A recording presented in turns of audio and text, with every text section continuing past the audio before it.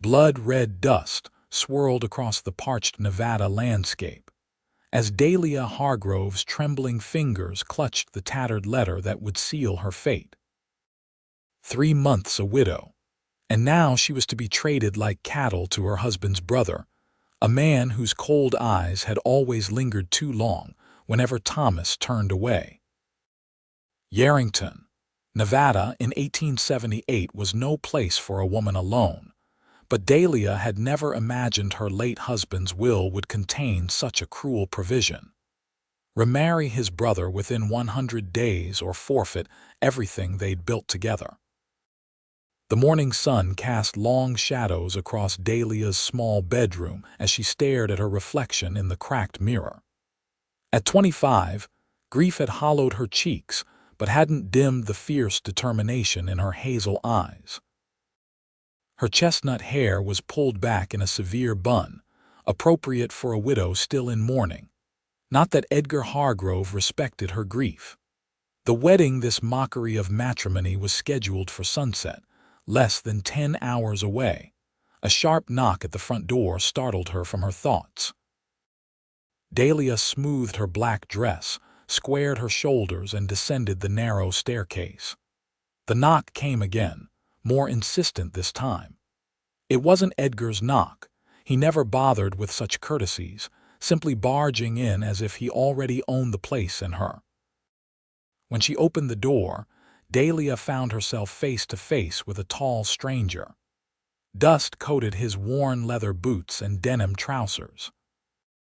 His face was partially obscured by the shadow of his wide-brimmed hat, but she could see he was younger than she'd initially thought, perhaps 30 or so, with a strong jaw darkened by several days' worth of stubble. "Mrs. Hargrove." His voice was deep but gentle, with a slight drawl that suggested he wasn't from Nevada. "Yes," she replied cautiously, one hand still on the door, ready to slam it shut if necessary. "The name's Cole Zachary, madam." He removed his hat, revealing tousled dark hair and startlingly blue eyes that regarded her with unexpected kindness. "I've come about the carpentry work you requested for the mercantile." Dahlia's brow furrowed. "There must be some mistake.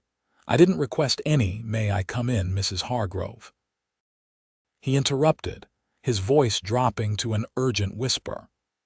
"It's about more than carpentry, and I believe we shouldn't be overheard."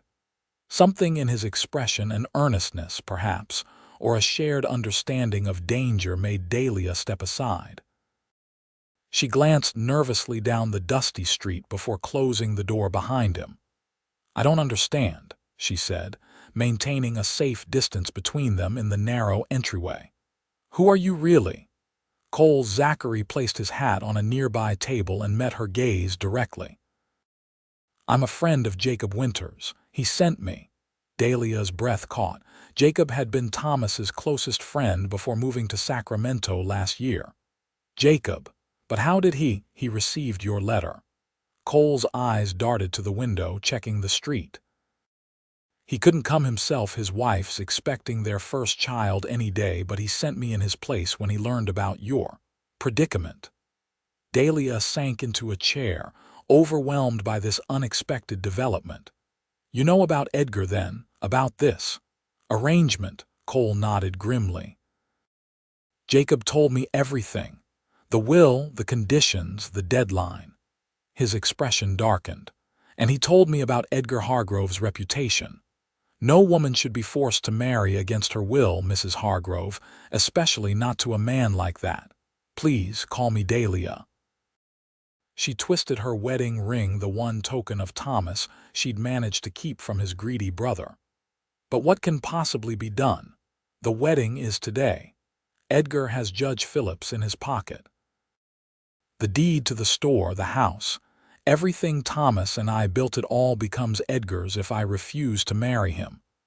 Cole pulled a chair closer, leaning forward with intensity. "That's why I'm here, Dahlia, to help you escape." "Escape?" The word felt foreign on her tongue, dangerous and thrilling all at once. "But where would I go? How would I live? Everything I have is here." "Not everything," Cole replied, reaching into his saddlebag. He withdrew a leather pouch that clinked softly when he set it on the table. Jacob sent this. It's not a fortune, but it's enough to get you to California and set you up somewhere new. Dahlia stared at the pouch, her mind racing. I can't take Jacob's money. It's not charity, Cole insisted. It's a loan, if that makes you feel better. Jacob said you were the shrewdest businesswoman he'd ever known. He has no doubt you'll make your way. A flicker of pride warmed Dahlia's chest at Jacob's faith in her. She'd run the Mercantile's books for years before Thomas's death, transforming a struggling shop into the most prosperous business in Yarrington. Edgar had never approved of Thomas allowing his wife such responsibility, claiming it wasn't a woman's place. The memory strengthened her resolve. Even if I wanted to leave, and God knows I do, Edgar has men watching the house. He knows I've been resistant to this marriage. Cole's lips curved into a slight smile. That's why we need to be clever about this. The wedding's at sunset, correct, at the church? Dahlia nodded. Edgar insisted. Wants the whole town to witness it. Good. That gives us time. Cole rose and paced the small parlor, his spurs jingling softly with each step. I've already arranged for a wagon to be waiting behind the livery stable at 4 o'clock. You'll need to pack light, only what you can carry in one bag. Nothing that would draw attention. You make it sound so simple, Dahlia whispered, though hope was beginning to bloom in her chest for the first time in months. It won't be, Cole admitted, stopping to look at her directly. Edgar won't let you go without a fight. Once he realizes you're gone, he'll come after you. That's why I'll be with you until we reach Sacramento. Dahlia studied this stranger who was risking so much for a woman he'd never met. Why would you do this? Jacob's friendship isn't reason enough to put yourself in danger. Something flashed in Cole's eyes, a shadow of old pain quickly masked. Let's just say I have my own reasons for disliking men who force their will on others. Besides, he added with a hint of a smile, I've been looking for an excuse to leave Nevada. Too many memories here. Before Dahlia could press further, the clock on the mantel chimed, startling them both. 10 o'clock. Edgar usually stopped by the house around noon, ostensibly to discuss wedding details but really to remind Dahlia of her precarious position. I should go, Cole said, reaching for his hat. Too suspicious if I stay long. Here's what you need to do. They spent the next 15 minutes planning her escape in hushed tones. Cole would create a diversion at the general store, where Edgar spent most mornings checking inventory and intimidating suppliers. Meanwhile, Dahlia would slip out the back of her house with a single bag, make her way through Mrs. Finley's garden, and meet Cole behind the livery stable. As Cole prepared to leave, Dahlia caught his arm impulsively. What if he catches us? Edgar isn't a forgiving man. Cole's expression hardened. He won't catch us, and if he tries... His hand brushed against the revolver at his hip, a gesture so subtle Dahlia almost missed it. Jacob said you're a woman worth fighting for.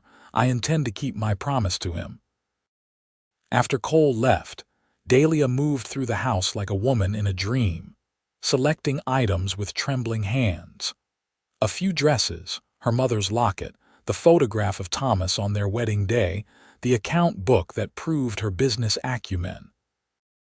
Each item represented a piece of her life, past and future. At 11:30, she heard the familiar heavy footsteps on the porch and froze. Edgar was early. She hastily pushed her packed bag under the bed and smoothed her hair just as the front door swung open without so much as a knock. "Good morning, dear sister-in-law," Edgar's voice boomed through the house. Unlike Thomas, who had been lean and of average height, Edgar was broad-shouldered and tall, using his size to intimidate. His beard was flecked with gray, though he was only 40, and his eyes so similar to Thomas's in color, but lacking all of his brother's kindness, assessed Dahlia coldly. "Edgar," she acknowledged, keeping her voice steady despite her racing heart. "I wasn't expecting you until noon." He shrugged off his coat, draping it over a chair as if he already owned everything in the house. "Thought I'd surprise you, see how the preparations for our big day are coming along." His gaze lingered on her figure in a way that made her skin crawl. "No black today. Mourning period must be over." Dahlia glanced down at her dark blue dress, one she'd chosen specifically because it wasn't her usual mourning black. She'd thought it might seem less suspicious if Edgar noticed her wearing something different. It seemed appropriate to mark the change in circumstances. Edgar stepped closer, his breath hot against her face, smelling of tobacco and whiskey despite the early hour. Smart girl. Always knew Thomas married better than he deserved. His fingers brushed her cheek. "Fortunately, what's his is now mine." Dahlia forced herself not to flinch, to meet his gaze despite the revulsion churning in her stomach. "The ceremony isn't until sunset, Edgar," he laughed, a harsh sound without humor. "Always so proper. Well, in a few hours you'll be Mrs. Edgar Hargrove and all this pretense can end." He gestured around the modest but comfortable house. "I'll be selling this place, of course. You'll move into my house bigger, better suited to my position in town." "Selling?" Dahlia couldn't keep the alarm from her voice. This house held all her memories of Thomas, of their 5 years together. "Of course." Edgar's smile didn't reach his eyes. "Need to consolidate. Besides, too many memories of my dear departed brother here, don't you think?" He ran a finger along the mantelpiece, inspecting it for dust. "I've already had an offer from the Wilsons. Their growing brood needs the space." Dahlia struggled to maintain her composure. This was one more reason to follow through with Cole's plan. Even if she married Edgar, she would lose everything that mattered to her. "I trust you'll be ready by 4:30, Edgar continued, oblivious to her inner turmoil. "Judge Phillips is performing the ceremony at 5, and I've arranged for a small celebration at the hotel afterward. Nothing extravagant, wouldn't be proper with you still in mourning, but enough to make it official in the eyes of the town." "I'll be ready," Dahlia said, the lie bitter on her tongue. Edgar nodded, seemingly satisfied. "Good, and Dahlia." His tone hardened. "Don't get any ideas about backing out. Thomas may have been soft with you, letting you play at business and independence, but I run a tighter ship. As my wife, you'll learn your proper place." After Edgar finally left, Dahlia sagged against the wall, trembling with a mixture of fear and rage. For months, she'd been trapped by grief and Thomas's bewildering will. The Thomas she'd known would never have handed her over to his brother like property. Something about the will had never felt right, but Judge Phillips had assured her it was legal and binding.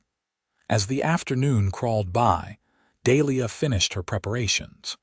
She wrote a brief letter to her only living relative, an aunt in Boston who had opposed her marriage to Thomas years ago. Though they rarely corresponded, Dahlia couldn't disappear without leaving some word. She was careful to reveal nothing of her destination, merely stating that circumstances had forced her to leave Yarrington, and that she was safe. At 4:45, Dahlia changed into her simplest dress, a brown cotton that wouldn't attract attention and sturdy boots. She pinned her hair up beneath a modest bonnet and draped a shawl around her shoulders despite the September heat. Her bag was small but heavy with the essential items she'd selected.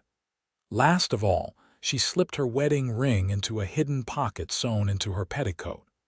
Not for sentimental reasons, though she had loved Thomas dearly, but because it might be valuable if she needed funds.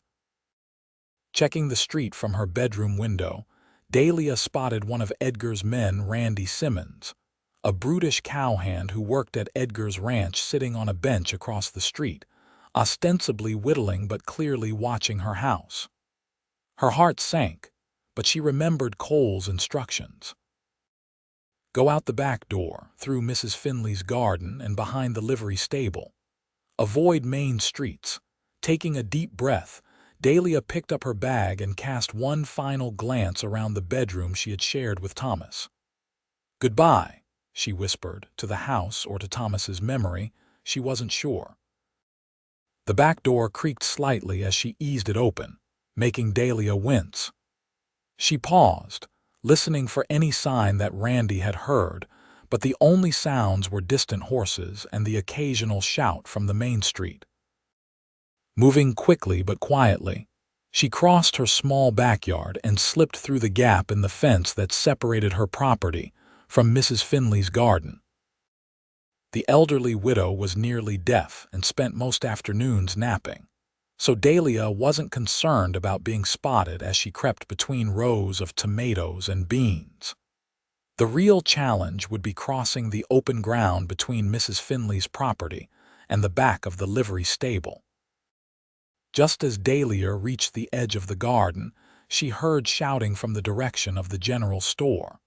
Though she couldn't make out the words, she recognized Cole's voice, raised in what sounded like anger. The diversion had begun. Heart pounding, Dahlia darted across the open space, her bag banging awkwardly against her hip. The livery stable's back entrance was just ahead, shadowed and seemingly empty. For a terrifying moment, she thought Cole had failed to meet her, that she was truly alone. Then a strong hand caught her arm, pulling her into the shadows of the stable.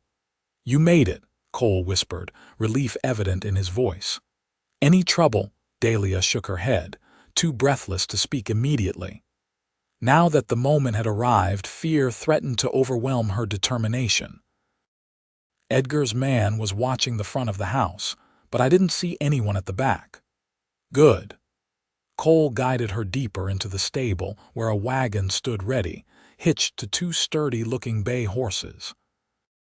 It was a plain farm wagon, unremarkable except for the canvas cover that would shield them from both sun and prying eyes. "Get in the back and stay low. I've arranged some crates and blankets to keep you hidden until we're out of town." Dahlia climbed into the wagon bed, settling herself between wooden crates that smelled of apples and coffee. Cole covered her with a rough blanket, his movements efficient but gentle. "What was the shouting about?" she asked as he worked. A hint of a smile crossed Cole's face. "Let's just say Edgar's store will be missing some inventory, and he'll be too busy arguing with the sheriff about the drifter who stole from him to notice his bride is missing until it's too late." "You stole from the store?" Dahlia was aghast. "Nothing valuable," Cole assured her. "Just enough to create confusion. I made sure the sheriff got a good look at me, or rather, at a man wearing a similar hat and coat who is currently heading east out of town, while we'll be going west." Despite her anxiety, Dahlia couldn't help but admire his thoroughness. "You've done this before, haven't you? Helped people escape." Cole's expression became guarded. "Let's just say I've learned a few tricks over the years." He checked the street before climbing onto the wagon seat. "Stay down and quiet until I tell you otherwise. Ready?" Dahlia nodded, then realized he couldn't see her. "Yes," she whispered, clutching her bag to her chest. "I'm ready." The wagon lurched forward, and Dahlia's new life began with the steady clip-clop of hooves against the hard-packed earth of Yerington. Nevada, a sound that gradually faded into the distance as Cole guided them west toward California and freedom. For the first hour, Dahlia remained hidden under the blanket, sweltering in the afternoon heat but too frightened to emerge. Every sound, a distant rider, the call of a hawk, the creaking of the wagon itself, made her tense with fear that Edgar had discovered her absence and was in pursuit. Finally, Cole's voice broke the silence. "You can come out now. We're well clear of town." Dahlia pushed aside the blanket gratefully, gulping in the fresh air as she climbed onto the seat beside Cole. The landscape around them was vast and empty, rolling hills dotted with sagebrush stretching to the horizon. The familiar silhouette of the Sierra Nevada mountains rose in the distance, marking the border with California. "How far until we reach Sacramento?" she asked, adjusting her bonnet to shield her face from the sun. "5 days if we make good time," Cole replied, his eyes scanning the trail ahead. "We'll stop in Carson City first, then head over the mountains. The pass should still be clear this time of year." Dahlia stared at the dusty road ahead, reality settling heavily upon her shoulders. 5 days of travel. 5 days before she could truly begin to feel safe. "What if Edgar sends men after us?" "He might," Cole acknowledged. "But we have a good head start and I've taken precautions. We're not following the main stage route too easy to track." They rode in silence for a while, each lost in their own thoughts. Dahlia studied her companion's profile surreptitiously. In the bright afternoon light, she could see details she'd missed earlier. A small scar near his right temple, the weathered quality of his skin that spoke of years spent outdoors, the way his hands held the reins with casual competence. "You never told me how you know Jacob," she ventured at last. Cole glanced at her briefly before returning his attention to the trail. "We rode together in the war. I was just a boy when I joined up, lied about my age to enlist. Jacob saved my life at Shiloh." "The war's been over for 13 years, Dahlia observed. "What have you been doing since then?" A shadow crossed Cole's face. "This and that.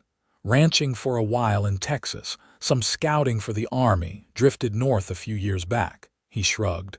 "Never stayed in one place too long, and now, what will you do after you deliver me to Sacramento?" "Haven't thought that far ahead," Cole admitted. "Jacob mentioned you might need help getting established. I've got no pressing engagements elsewhere." The idea of Cole remaining nearby was oddly comforting, though Dahlia chided herself for the thought. She barely knew this man, regardless of his connection to Jacob or his willingness to help her escape. As the sun began to set, Cole guided the wagon off the trail toward a small copse of trees near a creek. "We'll camp here for the night," he announced. Out of sight from the trail, but with water nearby. Dahlia felt a flutter of anxiety at the thought of spending the night alone in the wilderness with a man she'd just met, regardless of Jacob's recommendation. Cole seemed to sense her discomfort. "I'll sleep under the wagon," he said matter-of-factly. "You can have the wagon bed to yourself. It's not comfortable, but it's safer than a tent." "Thank you," Dahlia murmured, touched by his consideration. They worked together to make camp, Cole unhitching the horses and seeing to their needs while Dahlia gathered firewood and unpacked the provisions Cole had stowed in the wagon: jerky, hardtack, coffee, and a few canned goods. It was simple fare, but Dahlia was too exhausted and overwhelmed to care about culinary delights. As darkness fell, they sat by the small fire Cole had built, the flames casting flickering shadows across their faces. Dahlia wrapped her shawl more tightly around her shoulders as the desert night air grew chilly. "Right about now, Edgar will be realizing his bride isn't going to appear at the church," Cole remarked, pouring her a cup of strong coffee. Dahlia accepted the tin cup gratefully, its warmth seeping into her cold fingers. "He'll be furious." "Let him be," Cole said firmly. "By the time he organizes a search party, we'll be halfway to Carson City." "What if he goes to the sheriff, reports me kidnapped?" Cole's lips curved in a wry smile. "That would require admitting to the town that his bride to be preferred fleeing with a stranger to marrying him. Edgar Hargrove struck me as a proud man. His pride might work in our favor." Dahlia stared into the fire, the events of the day finally catching up with her. Tears welled in her eyes despite her efforts to contain them. I still can't believe Thomas would do this to me, force me to marry Edgar or lose everything. Cole studied her across the flames, his expression thoughtful. How well did you know your husband's affairs? His business dealings, his will? Thomas handled the legal matters, Dahlia admitted. I ran the store's accounts, ordered inventory, managed the day-to-day operations. But the property, the investments, she shook her head. Thomas always said not to worry about those things. And the will, did you ever see it before his death? No, Dahlia frowned. Judge Phillips read it to me afterward. Edgar was there too. A memory surfaced, Edgar's hand on Judge Phillips's shoulder, their heads bent together in conversation before the reading. At the time, she'd been too numb with grief to question it. Interesting, Cole murmured, his gaze returning to the fire. What are you suggesting? Dahlia asked sharply. Cole hesitated, choosing his words carefully. I'm not suggesting anything necessarily, but in my experience, legal documents can sometimes be influenced by those with power or money. The implication hung in the air between them. Could Edgar have altered Thomas's will? The idea was simultaneously shocking and yet made perfect sense. Edgar had always coveted what Thomas had: the successful business, the comfortable home, and Dahlia realized with a chill, perhaps even his wife. If that's true, she said slowly, then everything I'm doing, running away, abandoning the business Thomas and I built together, it might be for nothing. Not for nothing, Cole countered. Even if the will is legitimate, you're escaping a marriage you don't want to a man you don't trust. That's worth something. Dahlia nodded, taking a sip of the strong, bitter coffee. You're right, of course. It's just hard to leave everything behind. The hardest choices are usually the right ones, Cole said softly, and something in his tone made Dahlia wonder what difficult choices he had faced in his own life.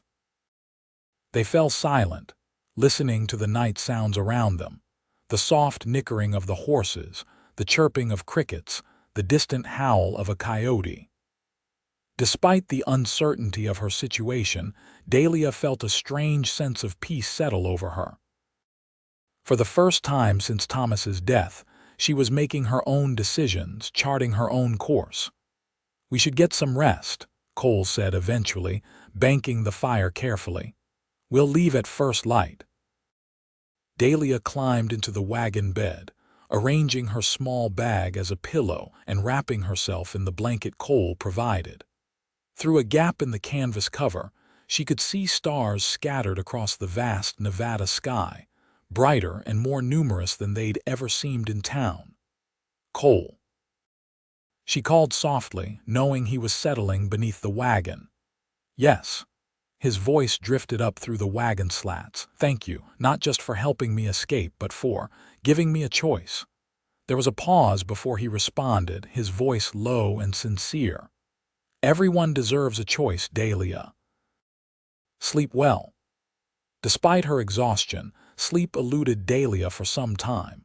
Her mind raced with questions about the future, fears about Edgar's pursuit, and nagging doubts about her hasty decision. But beneath these anxieties ran a current of exhilaration. For better or worse, she had seized control of her destiny, and there was no turning back. When she finally drifted off, Dahlia dreamed not of Thomas or Edgar or the life she'd left behind, but of open roads stretching endlessly before her, and a pair of kind blue eyes watching over her journey. The sound of movement woke Dahlia before dawn. For a disorienting moment, she didn't know where she was. The hard surface beneath her wasn't her familiar bed, and the air smelled of pine and wood smoke rather than the lavender sachets she kept in her bedroom. Then memory flooded back. Edgar, the escape, Cole. She sat up quickly, wincing at the stiffness in her back from sleeping on the wooden wagon bed. Through the canvas covering, she could see Cole already up and moving about the camp, rekindling the fire and preparing coffee. The sky was just beginning to lighten in the east, the stars fading as night gave way to day. "Morning," Cole called softly when he noticed her watching. "Sleep all right?" "Well enough," Dahlia replied, climbing carefully from the wagon. Her dress was wrinkled, her hair falling loose from its pins. She felt grimy and disheveled, a far cry from her usual neat appearance. "Is there somewhere I might freshen up a bit?" Cole gestured toward the creek. "It's cold, but the water's clean. I'll keep my back turned." Grateful for his consideration, Dahlia took her small bag and made her way to the creek. The water was indeed cold, shocking her fully awake as she washed her face and hands. She changed her collar for a fresh one, rebraided her hair, and pinned it securely beneath her bonnet. The simple routine restored a sense of normalcy, a reminder that despite everything, she was still Dahlia Hargrove, still herself. When she returned to the camp, Cole had coffee ready and was frying salt pork in a small skillet. "Not much of a breakfast," he apologized, "but it'll keep us going until midday." They ate quickly, eager to be on their way before full daylight. Cole had already hitched the horses and packed most of their meager supplies. Within 20 minutes of Dahlia waking, they were back on the trail, the wagon rolling steadily westward as the sun crested the eastern hills. "How long to Carson City?" Dahlia asked, adjusting her bonnet against the morning glare. "We'll reach it by nightfall if we make good time," Cole replied, his eyes constantly scanning the horizon. "We'll need supplies there, food, fresh horses. I know a man who won't ask questions." Dahlia fingered the small pouch of coins she kept in her pocket, her personal savings, separate from the money Jacob had sent. "I can pay my share." Cole glanced at her, a hint of amusement in his eyes. "Jacob wasn't exaggerating about your independence, was he?" "I've never liked being beholden to anyone," Dahlia said firmly. "Thomas understood that about me." "Tell me about him," Cole said, surprising her. "Your husband. Jacob spoke highly of him, but I never had the chance to meet him." Dahlia was silent for a moment, sorting through her memories.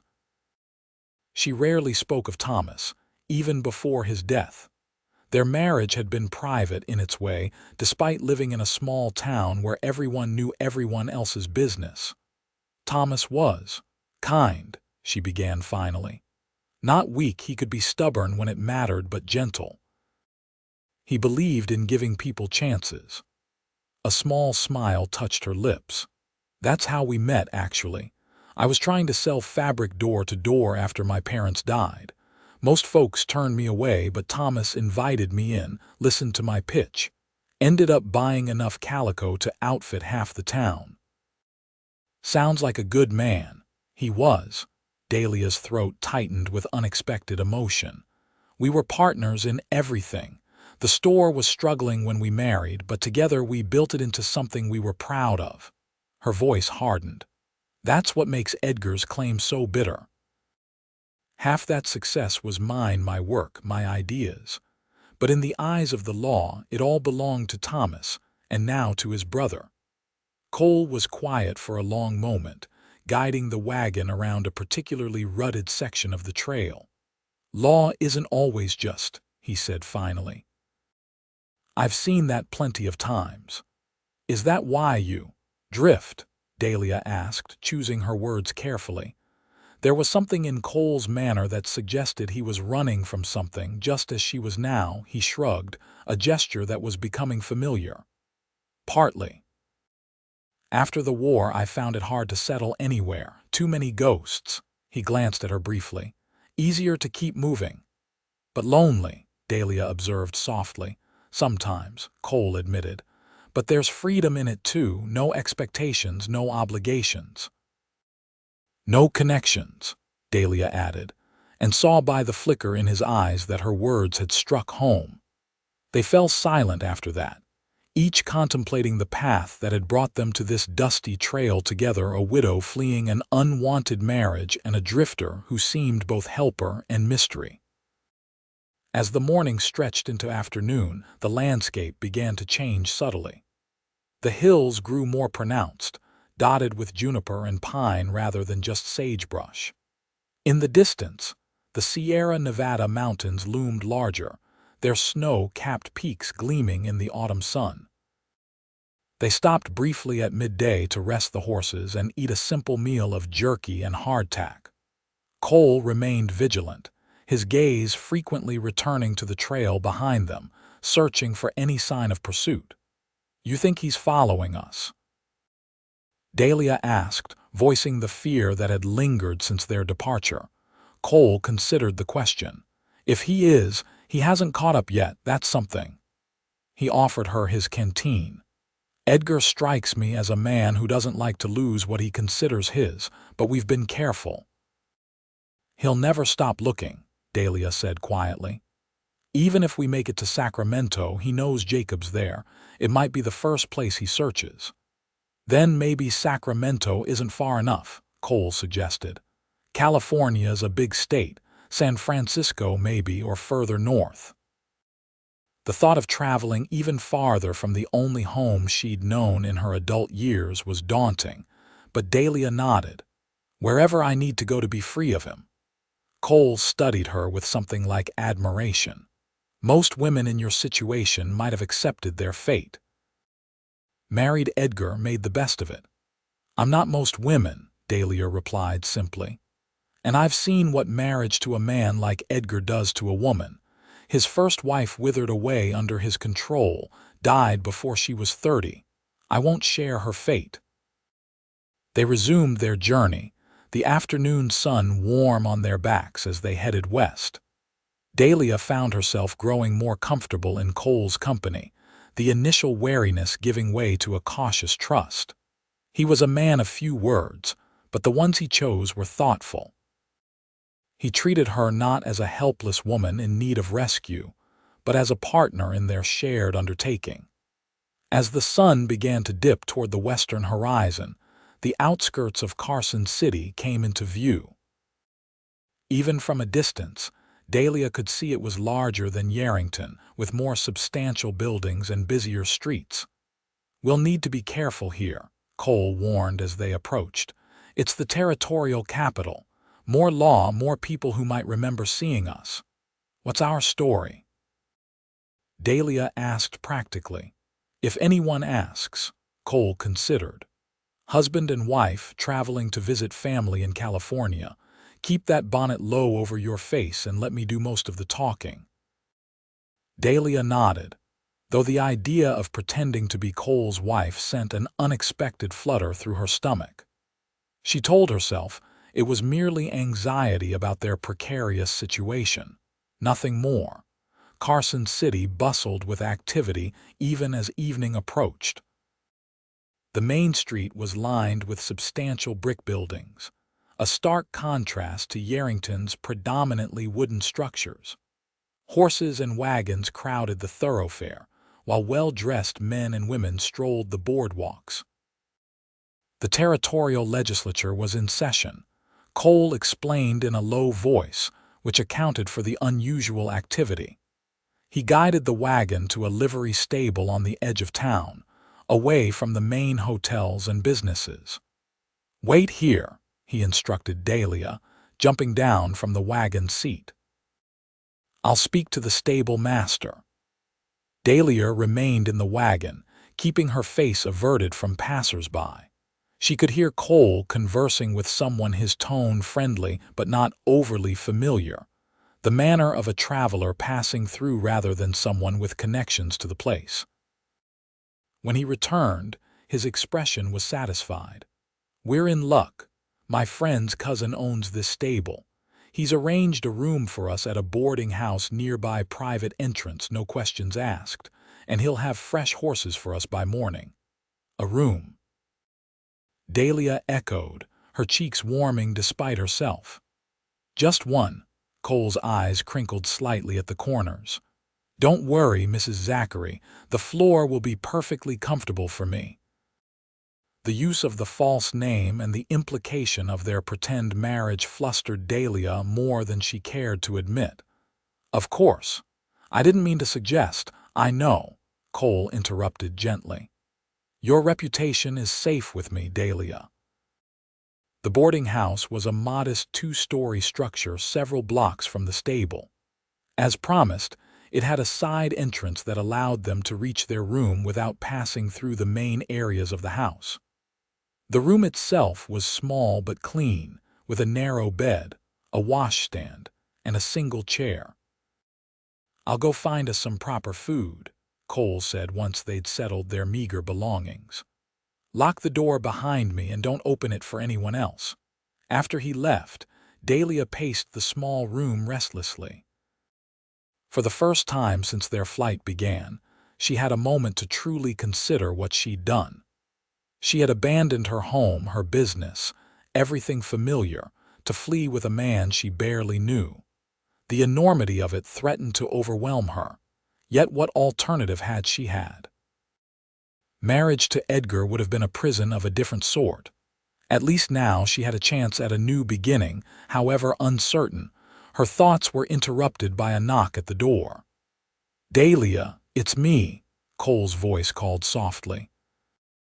She opened the door to find him balancing a tray laden with food, steaming bowls of stew, fresh bread, even a small pot of coffee. "The landlady was feeling generous," he explained with a slight smile. "And I might have mentioned my wife wasn't feeling well after our long journey." They shared the simple meal in companionable silence, both too hungry for conversation. The stew was hearty, full of vegetables and tender beef, the first proper food Dahlia had eaten since leaving Yarrington. "This is wonderful," she sighed, breaking off another piece of bread. "I didn't realize how hungry I was." Cole watched her with quiet amusement. "You've had a lot on your mind." When they'd finished eating, Cole collected their bowls and set the tray outside the door for collection. "We should turn in early," he suggested. "I want to be on the road before dawn." He took an extra blanket from the bed and arranged it on the floor beside the door, creating a makeshift bedroll for himself. Dahlia, overcome with sudden shyness, turned her back to change into her nightgown, grateful for the dim lamplight that concealed her blush. "Good night, Cole," she said softly as she slipped beneath the covers. "Good night, Dahlia," he replied, extinguishing the lamp. In the darkness, Dahlia listened to the unfamiliar sounds of Carson City, distant piano music from a saloon, occasional laughter or voices in the street, the creaking of the boarding house settling for the night. Despite her exhaustion, sleep eluded her again, her mind too full of worries and questions. "Cole," she whispered into the darkness, "are you awake?" "Yes," came his immediate reply. "You really think we'll make it, to California, I mean, without Edgar finding us?" There was a rustling as Cole shifted on his blanket. "I do," he said firmly. "We have a good plan and we're being careful. Try not to worry, Dahlia. Get some rest." His confidence was reassuring, and eventually Dahlia drifted into a fitful sleep. She dreamed of endless roads and Edgar's angry face, of Thomas looking sadly at her from a great distance. But woven through these anxious visions was a newer, more comforting presence: Cole's steady gaze, his hand extended toward her, guiding her forward. When Cole woke her before dawn, Dahlia felt as though she'd barely slept. Yet there was no time to dwell on her fatigue. They needed to be on their way quickly, before most of Carson City was stirring. They left the boarding house as quietly as they'd arrived, making their way through silent streets to the livery stable. True to his word, Cole's connection had fresh horses waiting, strong, rested animals that would carry them over the mountain pass more efficiently than their tired team. As they pulled out of Carson City, the eastern sky just beginning to lighten, Dahlia felt a strange mix of trepidation and excitement. Ahead lay the Sierra Nevada, the natural boundary between Nevada Territory and California, between her old life and whatever future awaited her. "The pass will be challenging," Cole warned as they began the gradual ascent into the foothills. "But the weather's in our favor. Clear skies, no sign of early snow. The landscape grew more dramatic with each mile towering pines, granite outcroppings, rushing streams fed by mountain snowmelt. The air became cooler and sweeter as they climbed, filling Dahlia's lungs with the scent of evergreen and earth. By midday, they had reached the steepest part of the ascent. Cole handled the horses expertly, coaxing them up the narrowing trail with quiet commands and a sure hand on the reins. Dahlia marveled at the vistas that opened around each bend, deep valleys carved by ancient glaciers, forests stretching as far as the eye could see, and always the mountains rising majestically above them. "It's beautiful," she breathed, momentarily forgetting her fears in the face of such grandeur. Cole glanced at her, something softening in his expression. "Different from Nevada, isn't it?" "Completely." Dahlia drew her shawl more tightly around her shoulders as the mountain air chilled. "I've never been outside of Nevada before.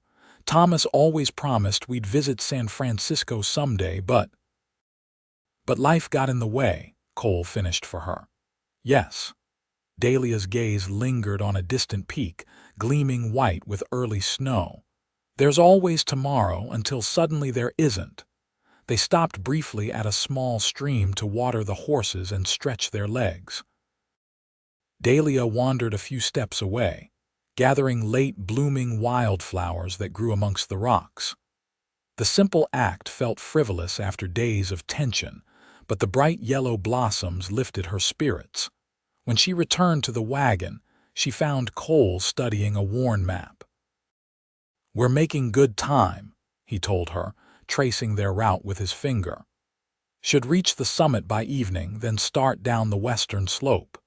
There's a way station where we can spend the night safer than camping in the open, especially at this elevation." As they continued their ascent, the trail grew narrower and more treacherous. In places, the drop-off to one side was alarmingly steep, with nothing to prevent a careless wagon from plunging hundreds of feet into the rocky gorge below.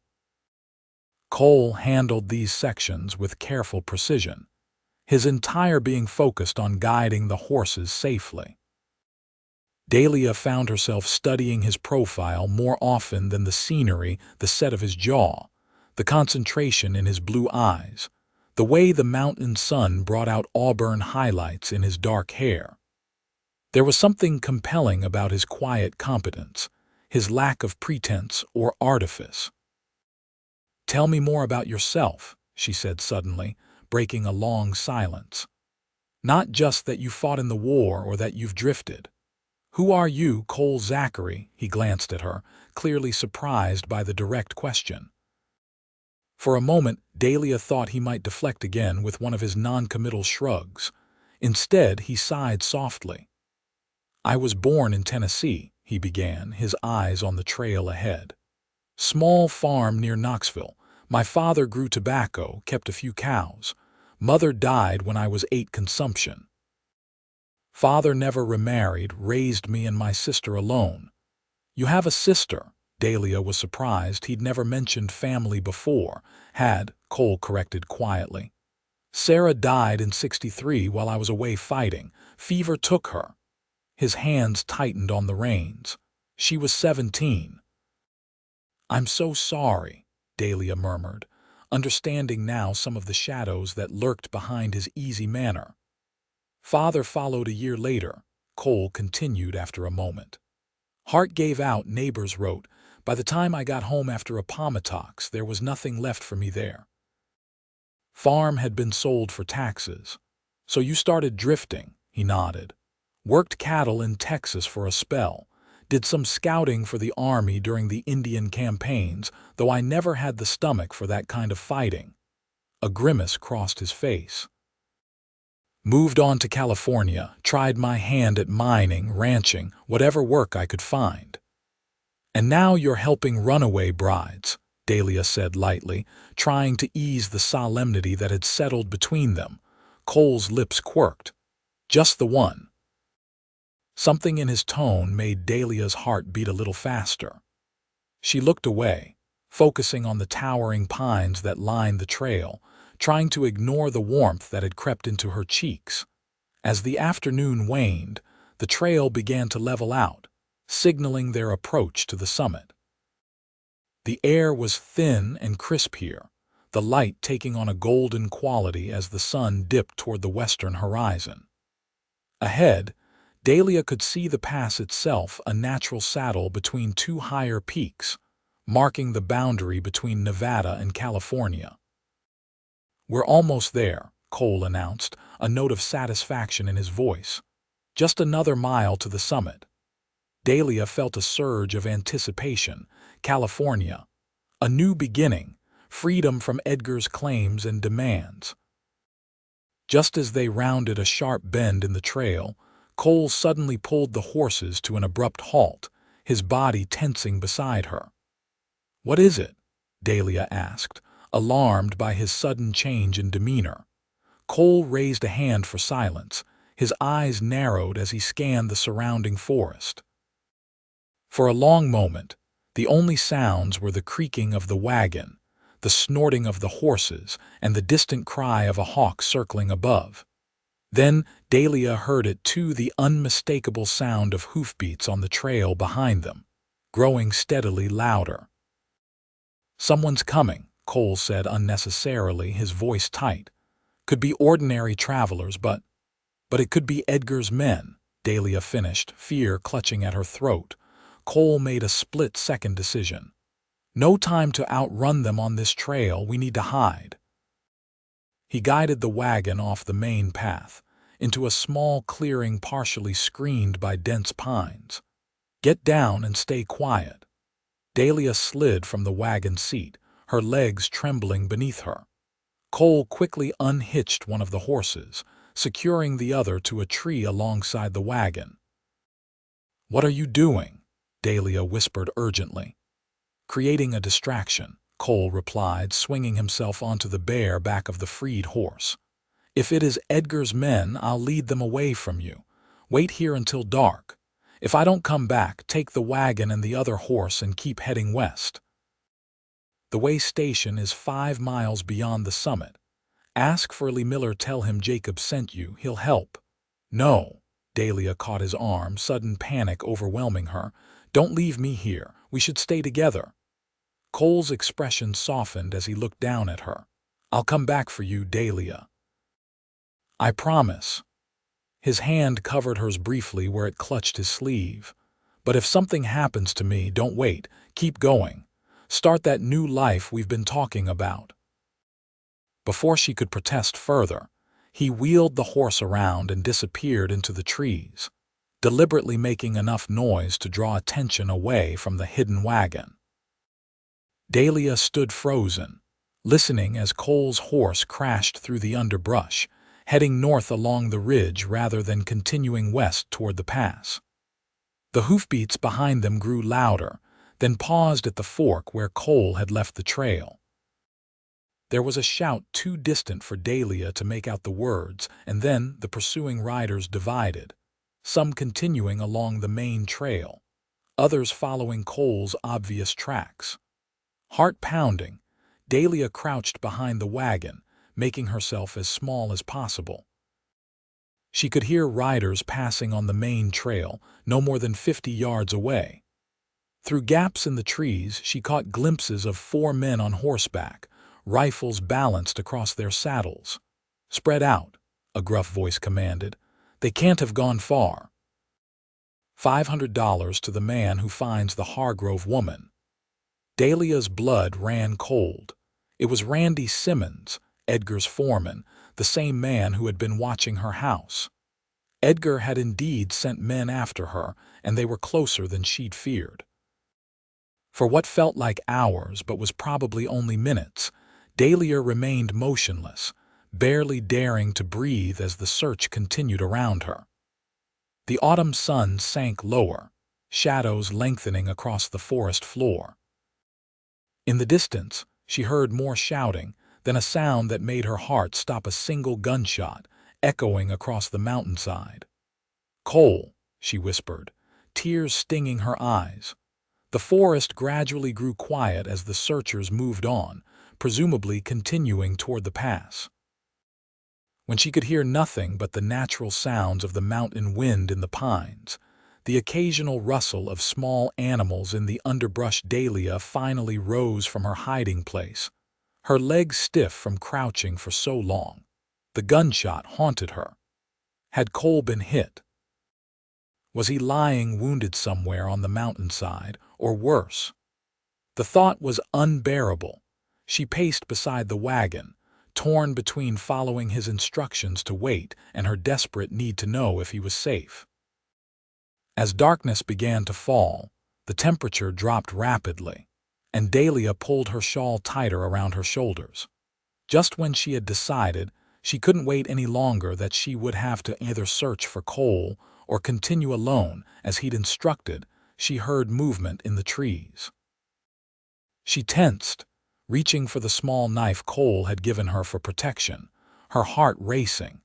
A figure emerged from the deepening shadows, leading a horse. For one terrible moment, Dahlia feared it was one of Edgar's men who had discovered her hiding place. Then moonlight illuminated familiar features: Cole's face, streaked with dirt and what looked like blood, but undeniably, wonderfully alive. "Cole!" She rushed toward him, relief making her reckless. He caught her with his free arm, steadying them both. "SHH," he cautioned. "They might still be nearby." "I heard a shot," Dahlia whispered, searching his face anxiously. "I thought not me," Cole assured her. "One of them fired at a shadow. I doubled back through the ravine to lose them." He winced slightly as he moved, and Dahlia noticed he was favoring his left side. "You're hurt," she said, alarmed. "Just a fall when I was dismounting. Nothing serious." He glanced around the small clearing. "We need to move. They'll be back once they realize I've given them the slip." Together, they hitched both horses to the wagon again. Cole insisted on driving despite his obvious discomfort, saying the trail down the western slope would be even more treacherous in the dark than the ascent had been in daylight. They moved slowly, without lanterns to avoid detection, relying on moonlight and Cole's instincts to navigate the winding path. Dahlia sat close beside him on the wagon seat, acutely aware of his labored breathing and the occasional grimace that crossed his face when the wagon jolted over rough ground. "How did they find us so quickly?" she asked, keeping her voice low despite the empty trail. Cole's expression was grim in the moonlight. "Edgar must have telegraphed ahead to Carson City as soon as he realized you were gone. Had them watching the pass. It's the most direct route to California." Dahlia's stomach twisted with fear. "Will they be waiting at the way station too?" "Possibly," Cole admitted. "But we have an advantage now. They've split up, some following my false trail north, and they're looking for a man and woman traveling together. We'll need to be more careful, maybe change our approach." They fell silent as the trail grew particularly narrow, requiring Cole's full attention. Dahlia found herself studying him in the silvery moonlight, noting the lines of exhaustion around his eyes, the set determination of his jaw.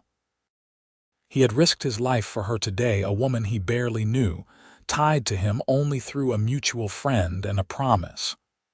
"Why are you really doing this, Cole?" she asked softly when the trail widened again. "The truth. It can't just be because of Jacob."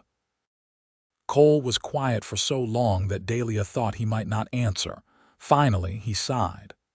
"I had a wife once," he said, his voice so low she had to strain to hear it. "In Texas after the war. Clara was her name." Dahlia waited, sensing the difficulty of what he was sharing. "She was married when I met her," Cole continued, "to a rancher named Dawson. Mean drunk, beat her regularly. I was working as a hand on the neighboring spread." His hands tightened on the reins. "Used to hear her crying at night when I rode fence line near their property." "What happened?" Dahlia prompted gently when he fell silent again. "I offered to help her leave," Cole said simply. "Planned it all out, had horses ready, a place for her to stay in San Antonio until we could head west together. But on the night we were supposed to meet, his voice faltered. Dawson caught her packing, beat her so badly she died 3 days later. "Oh, Cole," Dahlia breathed, horrified. "I was too late," he finished, a world of regret in those simple words. "I couldn't save Clara. But when Jacob wrote about your situation, about Edgar forcing you into marriage, I thought maybe I could get this one right." Impulsively, Dahlia reached for his hand on the reins, covering it with her own. "You have," she said fiercely. "Whatever happens now, you gave me a chance." That's more than Clara had. Cole glanced at her, something vulnerable and unguarded in his expression. For a moment, Dahlia thought he might say more, but then his attention snapped back to the trail. "We're approaching the summit," he announced, his tone shifting back to practicality. "Once we cross into California, we'll need to decide risk the way station or continue through the night." Dahlia straightened, pushing aside the emotion stirred by Cole's revelation. "How far to the next settlement if we bypass the way station?" 20 miles at least. Rough country, and we'd be traveling in the dark. But safer than stopping where Edgar's men might be waiting, Cole nodded grimly. "That's my thinking." "Then we continue," Dahlia said firmly. "I can take a turn driving if you need to rest." A ghost of a smile touched Cole's lips. "You continue to surprise me, Mrs. Hargrove." "Dahlia," she corrected. After what he'd shared, formality seemed pointless. Just Dahlia. They crossed the summit just before midnight, a simple wooden marker the only indication they had passed from Nevada territory into the state of California. Dahlia felt no immediate sense of safety or triumph. The danger was still too present, the future too uncertain. But there was a symbolic weight to the crossing, a sense that she had taken one more irreversible step away from her old life. The descent down the western slope was even more challenging than Cole had warned. The trail was steeper here, switching back and forth across the mountainside in hairpin turns that required all of Cole's skill to navigate safely. Dahlia held her breath at the narrowest passages, where a single misstep could send them plummeting into the darkness below.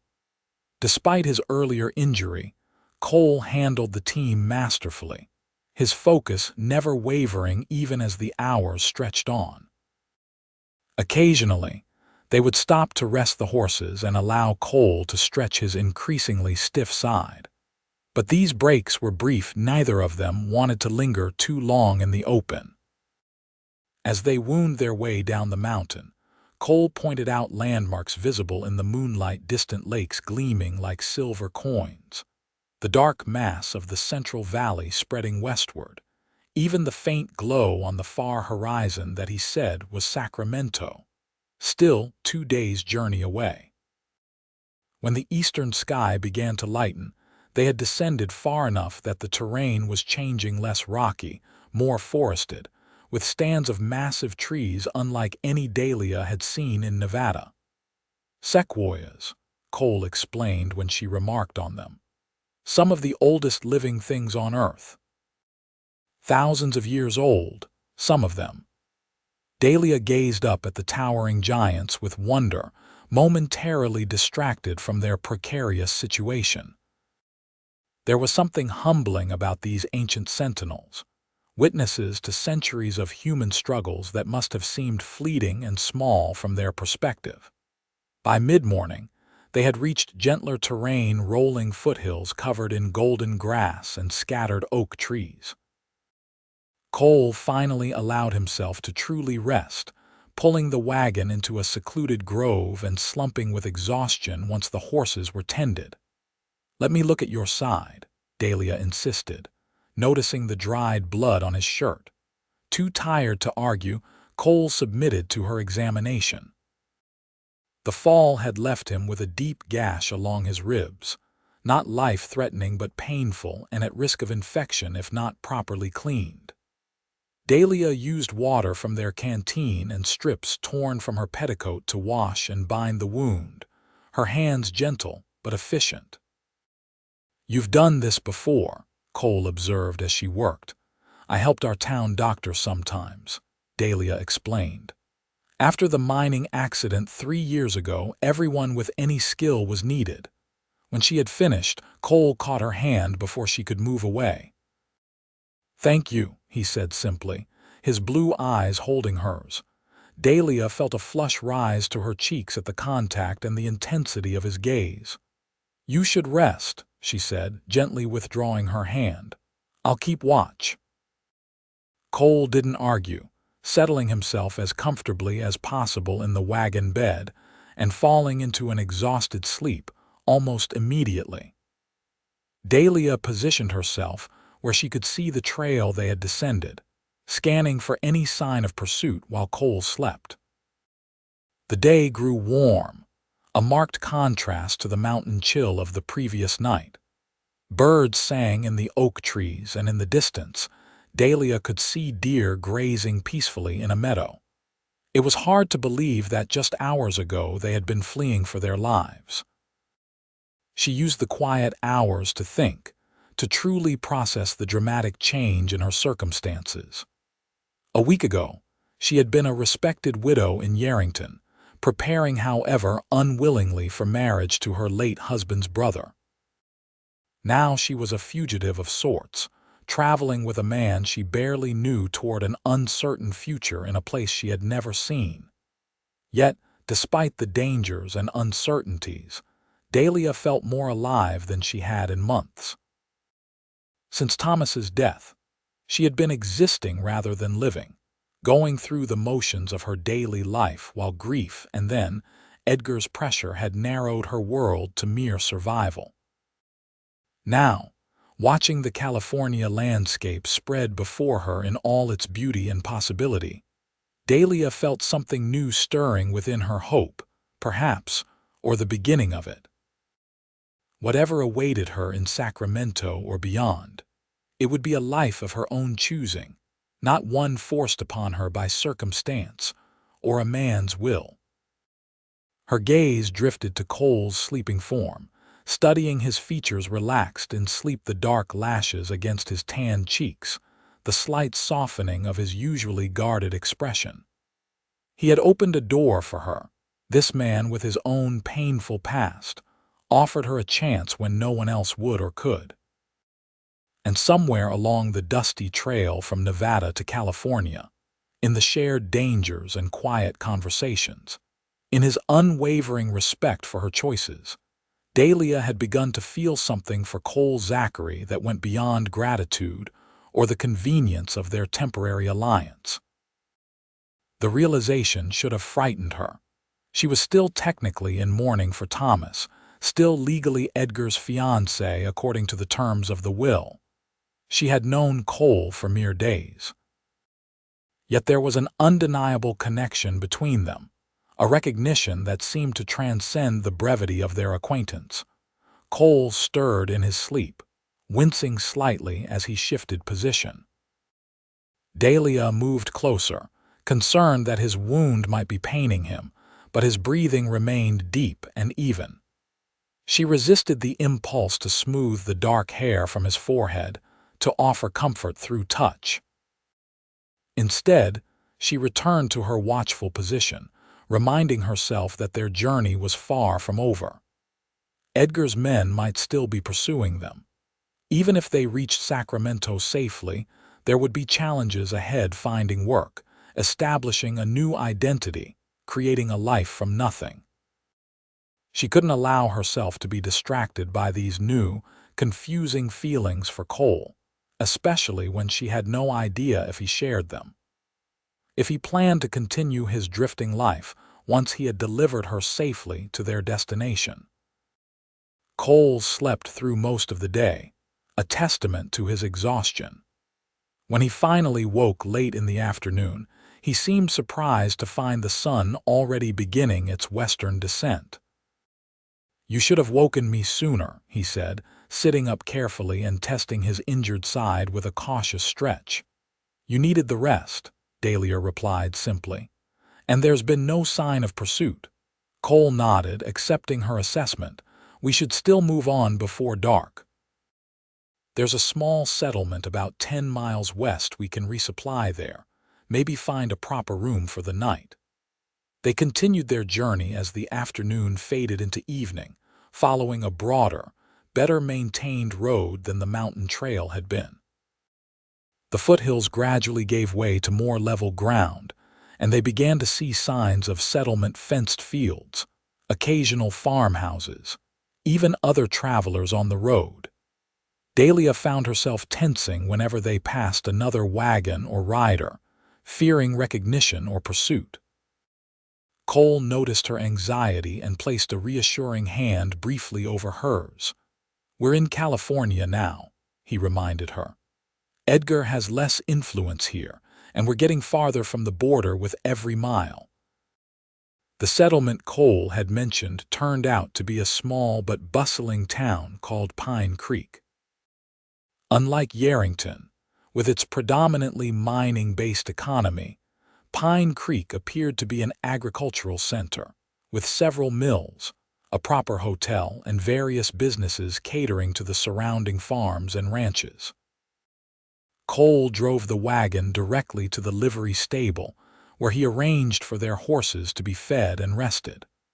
"We'll need to sell this wagon before Sacramento," he told Dahlia as they walked toward the hotel.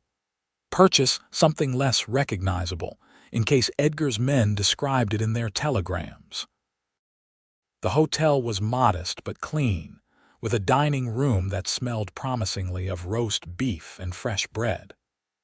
Cole requested 2 adjoining rooms, introducing Dahlia as his sister to avoid the scrutiny that might come with other arrangements.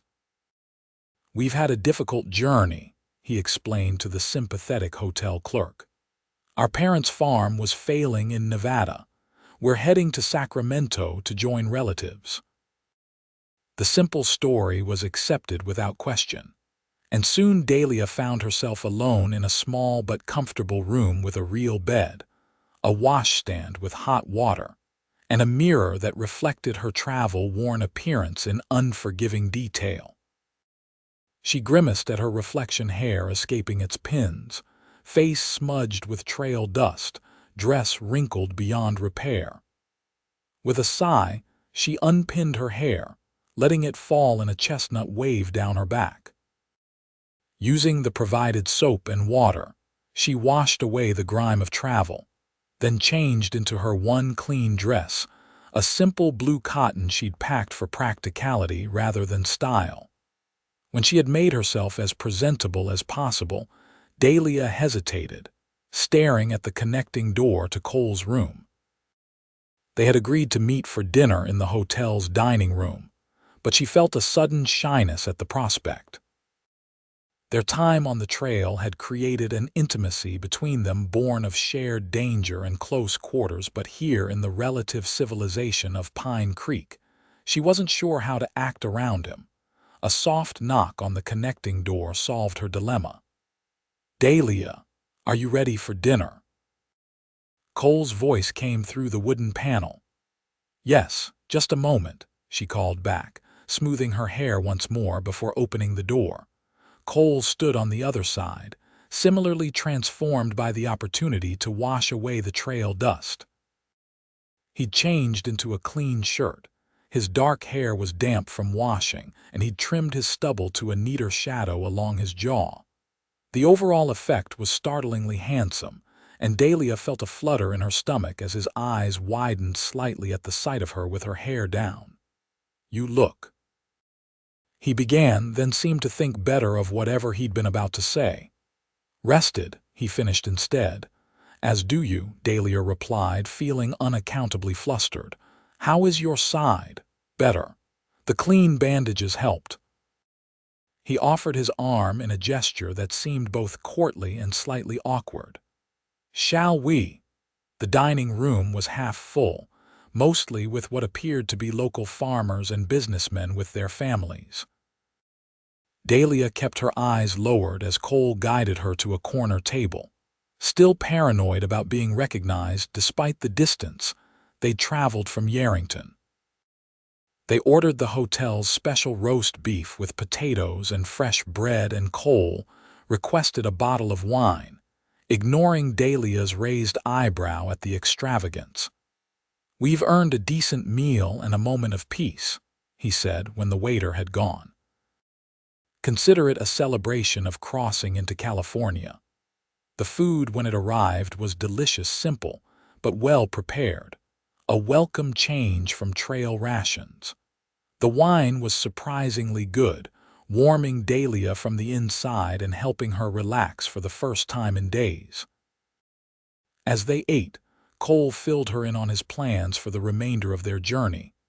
"We're about a day and a half from Sacramento if the weather holds. I've sent a telegram to Jacob letting him know we're safe and on our way." "Is that wise?" Dahlia asked, concerned. "If Edgar has men watching the telegraph offices." "I was careful," Cole assured her. "Used a code Jacob and I worked out during the war, nothing that would make sense to anyone intercepting it." Dahlia nodded, trusting his judgment. "And once we reach Sacramento, what then?" Cole studied her across the table, his expression thoughtful. "That depends on you, I suppose. Jacob mentioned you might want to open a shop of some kind, using your experience from the mercantile." "I've thought about it," Dahlia admitted, "though starting from nothing will be challenging. Jacob's wife has connections in the city. Her father was apparently quite prominent in business circles before he passed. She might be able to help you establish yourself." Dahlia sipped her wine, considering. "And you? Will you stay in Sacramento, or?" She let the question trail off, uncertain how to ask what she really wanted to know. Cole's eyes met hers over the rim of his glass. "I hadn't planned that far ahead," he said carefully. "My agreement with Jacob was to see you safely to Sacramento. Beyond that—" He shrugged, that familiar gesture that revealed both everything and nothing. "Of course," Dahlia said quickly, looking away. "I understand. You prefer not to be tied to one place." A flicker of something, regret perhaps, or uncertainty, crossed Cole's face. "It's been my way for a long time," he said quietly. "Though lately I've been wondering if there might be advantages to settling somewhere." Before Dahlia could respond to this surprising admission, a commotion near the dining room entrance caught their attention. 3 men had entered, trail-worn, dusty, with the hard eyes and watchful stance of men accustomed to danger. Cole tensed immediately, his hand moving instinctively toward the revolver he'd left in his room as a concession to the hotel's civilized atmosphere. "Don't look directly at them," he murmured to Dahlia. "But I think those might be some of Edgar's men." Fear clutched at Dahlia's throat as she obediently kept her gaze lowered, heart pounding. Had they been followed despite their precautions? Had all their efforts been for nothing?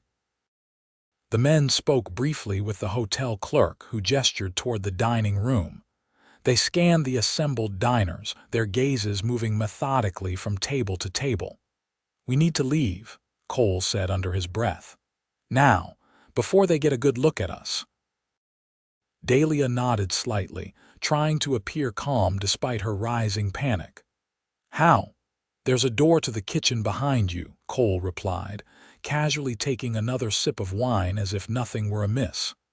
"When I signal, we'll both get up as if heading to our rooms. But instead of going toward the main exit, we'll slip through that door. Understand?" "Yes," Dahlia whispered, not daring to turn and look at the door he'd mentioned. One of the men was speaking to the waiter now, showing him something, a photograph perhaps, or a description. The waiter frowned, shaking his head, but pointed toward their corner table with a questioning expression. "Now," Cole said softly, pushing back his chair. "Keep your face turned away from them." Dahlia rose as naturally as she could manage, though her legs felt weak with fear. Cole placed a protective arm around her shoulders, using his body to shield her from the men's view as they moved toward the kitchen door. They had almost reached it when a shout rang out behind them. "That's her, the Hargrove woman." Cole reacted instantly, pushing the kitchen door open and practically carrying Dahlia through it. They stumbled into the busy hotel kitchen, startling the cook and several staff members. "Back door," Cole demanded urgently. A young dishwasher pointed, wide-eyed, toward a rear exit. They could hear the men crashing through the dining room behind them, shouting for them to stop. Cole grabbed Dahlia's hand and pulled her toward the indicated door. They burst out into a narrow alley behind the hotel, the evening air cool after the kitchen's heat. "This way," Cole directed, leading her toward the livery stable where their wagon and horses were housed. "We need to get out of town before they can organize a proper search." They ran through back alleys and side streets, avoiding the main thoroughfare where they might be easily spotted. Dahlia's heart hammered in her chest, her breath coming in gasps that had as much to do with fear as exertion. When they reached the livery stable, Cole quickly explained the situation to the stable master, pressing extra coins into his hand to expedite the preparation of their team. "How did they find us?" Dahlia asked, trying to catch her breath as Cole hurriedly hitched the horses. "Must have described us at the Mountain Way station," Cole replied grimly. "Someone recognized the description and telegraphed ahead. Small towns, everyone notices strangers." Within minutes, they were in the wagon again, Cole driving at a dangerous speed through the outskirts of Pine Creek. They took a less traveled road heading southwest rather than the main route west to Sacramento, a detour that would add time to their journey but might throw off pursuit. As the lights of Pine Creek faded behind them, Dahlia finally allowed herself to take a full breath. "That was too close," she said shakily.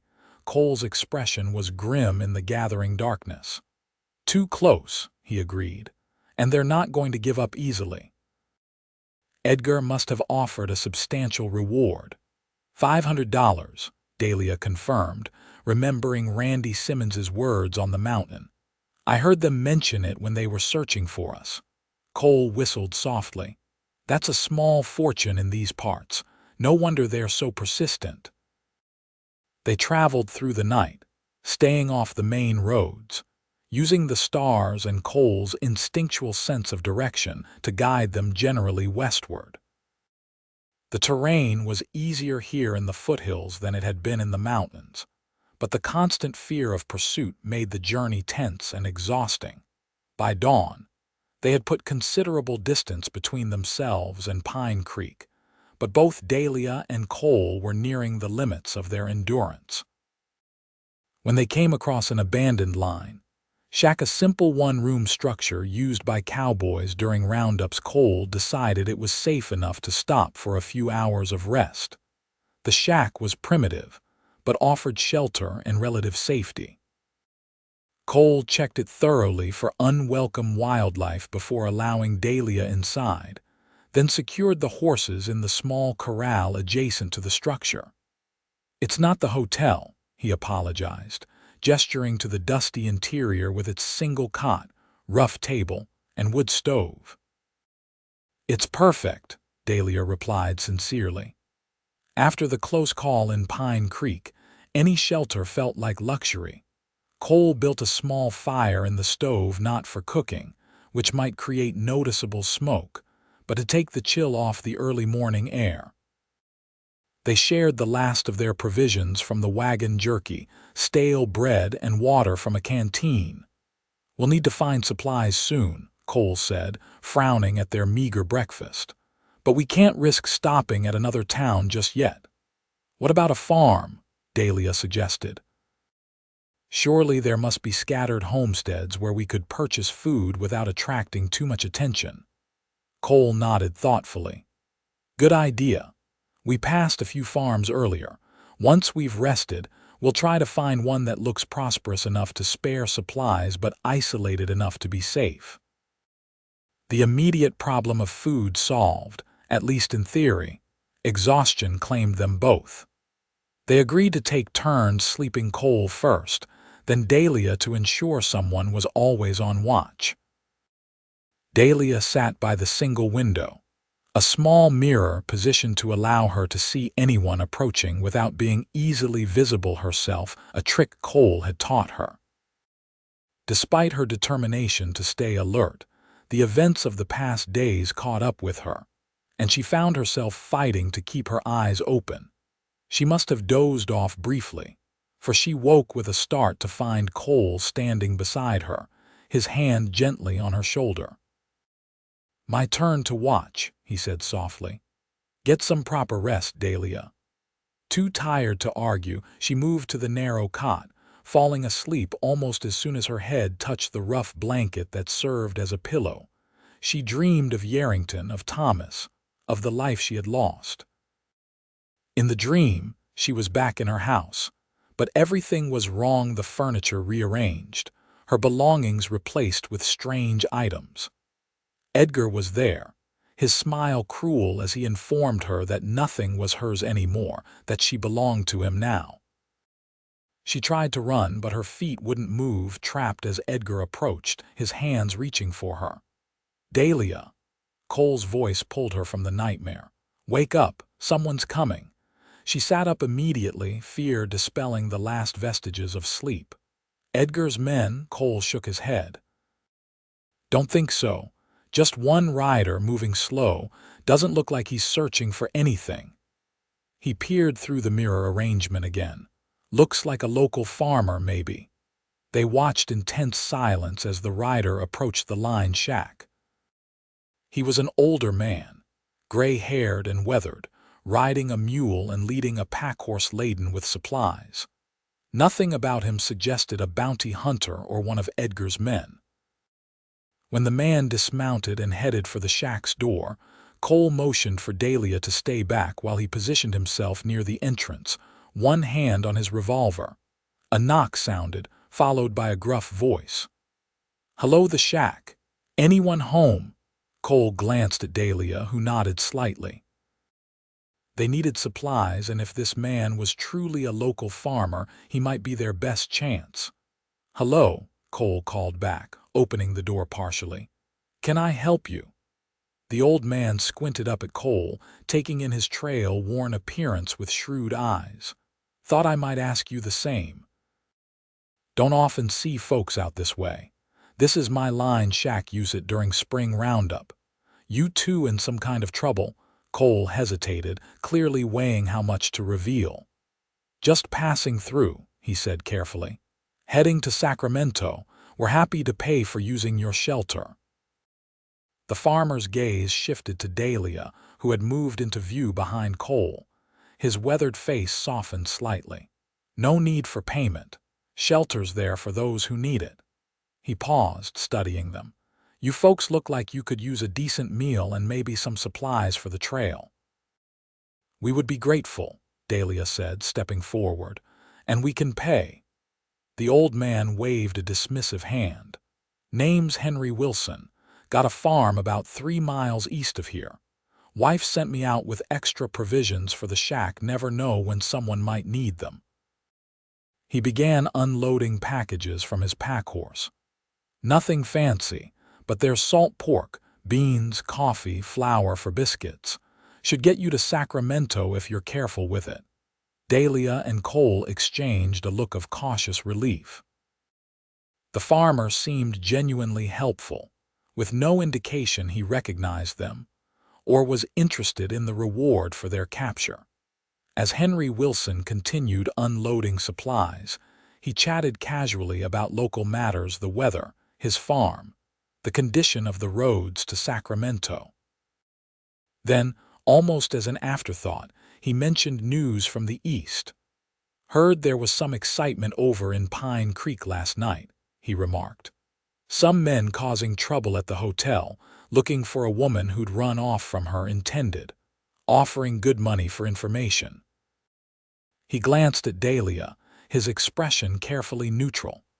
"Seems to me a woman has a right to choose who she marries, reward or no reward." Dahlia felt the blood drain from her face. He knew.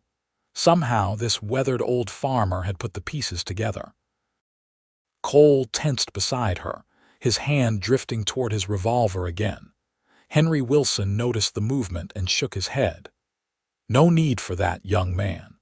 What goes on between a man and woman isn't my business, especially when there's money being waved around by the kind of men I saw in Pine Creek."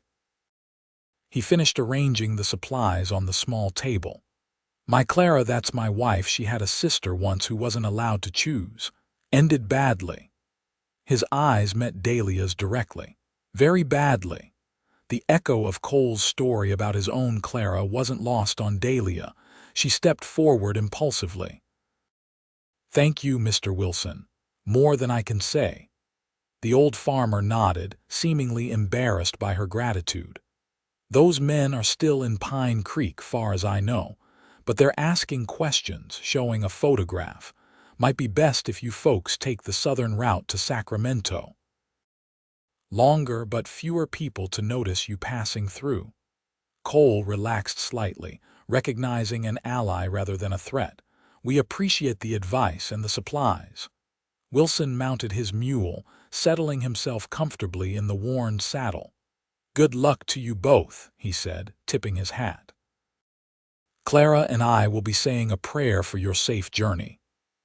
With that, he turned his mule and headed back the way he had come, raising a hand in farewell without looking back.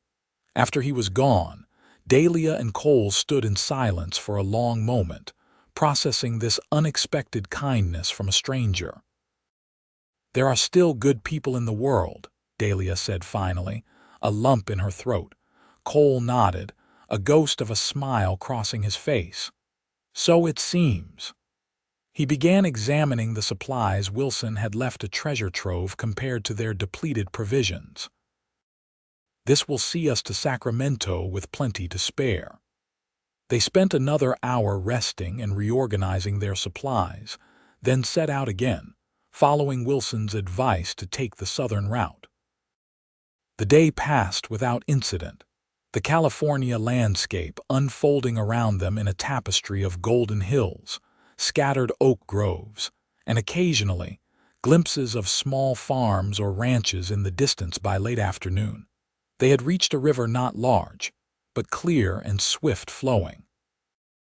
Cole suggested they stop to rest the horses and refill their water supplies. The spot he chose was shaded by willows, with a small sandy beach where the horses could drink easily.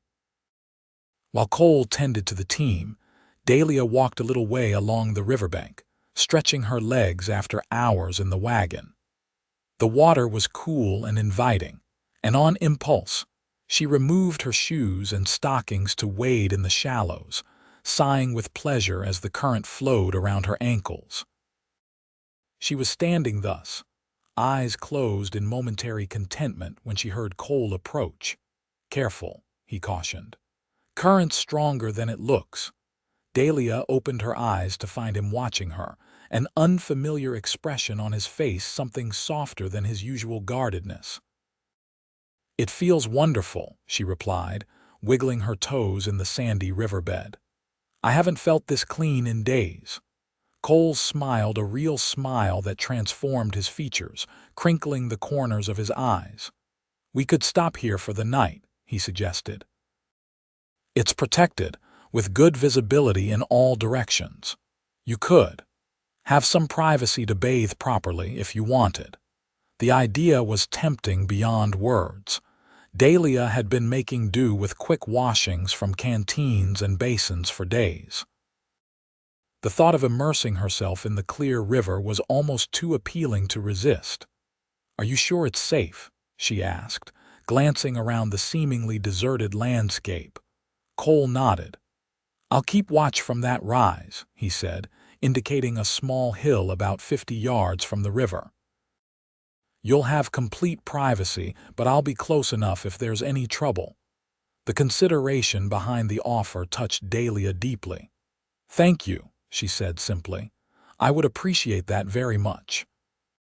While Cole made camp a discreet distance from the river and secured the horses, Dahlia gathered her cleanest remaining clothes and a small piece of soap she'd packed.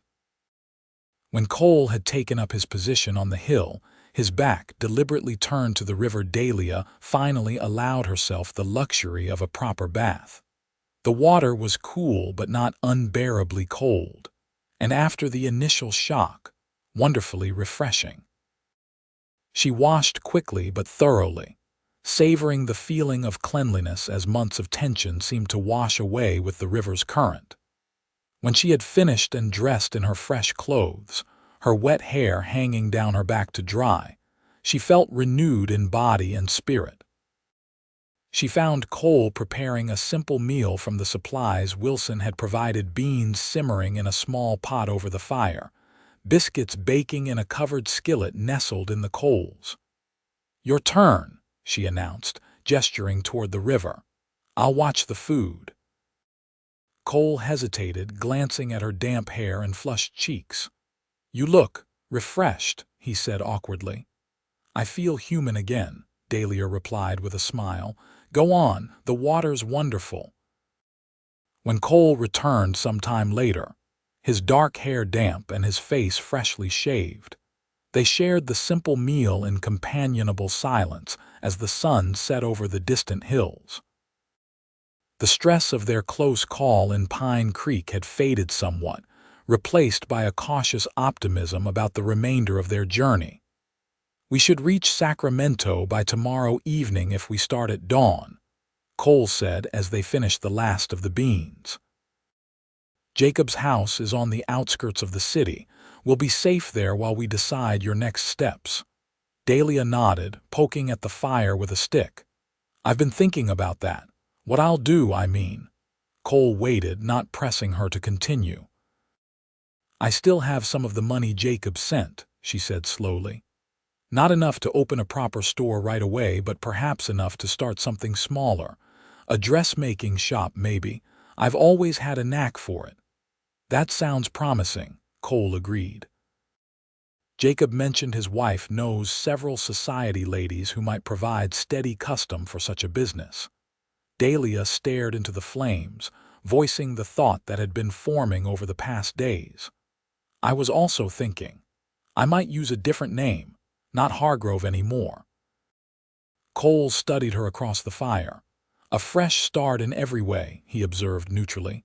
"Yes." Dahlia glanced up, meeting his gaze directly. "I thought perhaps Zachary, Dahlia Zachary." The silence that followed was charged with unspoken meaning. Cole's expression shifted from surprise to something more complex: wariness, hope, uncertainty. "Dahlia," he began carefully, "if you're suggesting what I think you're suggesting, I know it's sudden," she interrupted, the words tumbling out now that she'd started. "We've only known each other a short time, but in those days I've come to—" She faltered, suddenly unsure of herself. "I've come to care for you, Cole, more than I thought possible." Cole set his plate aside and moved to sit beside her, close but not touching. "You're still in mourning for your husband," he reminded her gently. "And you've been through a terrible ordeal. It's natural to feel a connection to the person who helped you escape."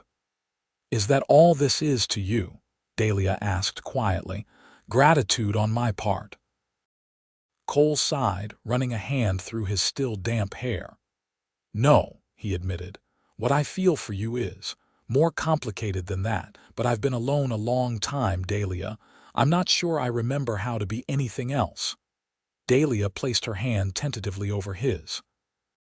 "I'm not asking for promises or declarations, Cole, just a possibility. A chance to see if what we both feel might grow into something worth building a life around." Cole turned his hand to clasp hers, his calloused fingers warm against her palm. "A possibility," he echoed, his blue eyes reflecting the firelight. "I think I can manage that." The moment was charged with potential: a bridge between their separate pasts and what might become a shared future. Dahlia felt her heart beating faster as Cole leaned toward her, his free hand rising to gently touch her cheek. "May I?" he asked softly, his gaze dropping to her lips. In answer, Dahlia closed the distance between them, pressing her lips to his in a kiss that began tentatively but quickly deepened, expressing all the complicated emotions that had been building between them since that first meeting on her porch in Yarrington. When they finally parted, both slightly breathless, Cole rested his forehead against hers. "I can't offer you much, Dahlia. I'm not a wealthy man." "I don't need wealth," she replied simply. "Just a partner, someone to share the journey." He smiled, the firelight softening his features. "That I think I can be." They spent the night by the river, talking well into the darkness about their pasts, their hopes, the possibilities that lay ahead in Sacramento or beyond. Cole spoke of his years of drifting, of the ghosts he'd been trying to outrun, not just Clara's tragic end, but the horrors he'd witnessed in the war, the loss of his family, the rootlessness that had both freed and isolated him. Dahlia shared memories of Thomas, of their partnership in business and life, of her grief when he died and her growing suspicions about Edgar's manipulation of the will. She spoke of her dreams for a new business, her determination to build something that was truly her own this time. As the night deepened around them, a plan began to form, not just for escape and survival, but for a future they might create together. They would reach Sacramento, stay with Jacob long enough to ensure Edgar's men had given up the search, then perhaps move further west to San Francisco, where a dressmaking shop catering to society ladies might thrive, and a man with Cole's varied skills could find steady work. And perhaps, when enough time had passed and they were certain of their feelings for each other, there might be a wedding, not a forced ceremony born of legal obligation, but a celebration of choice and love and new beginnings. With this tentative future taking shape between them, they finally slept, Dahlia in the wagon, Cole nearby on his bedroll, both more peaceful than they had been in longer than either could remember. They reached Sacramento the following evening, just as Cole had predicted.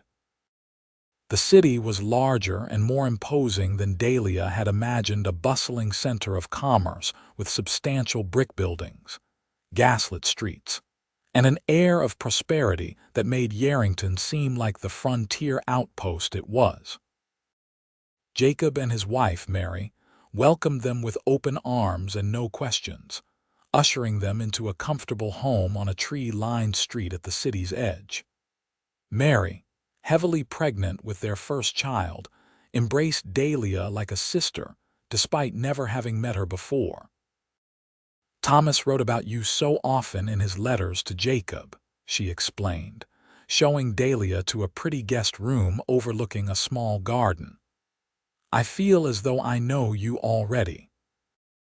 Over a home-cooked meal that evening, the first proper one Dahlia had enjoyed since leaving Nevada, they shared the full story of their journey, including the close calls with Edgar's men and the unexpected kindness of strangers like Henry Wilson.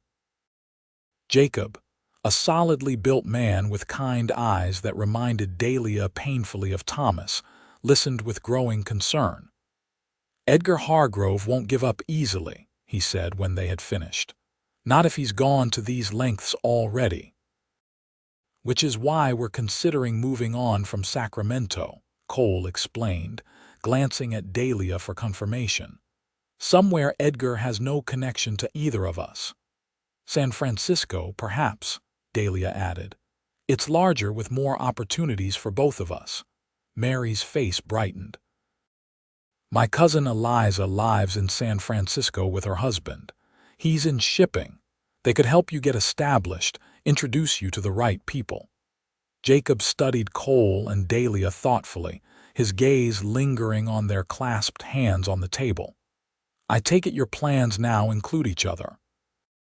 he asked mildly. Cole met his old friend's gaze steadily. "If Dahlia will have me," he replied simply.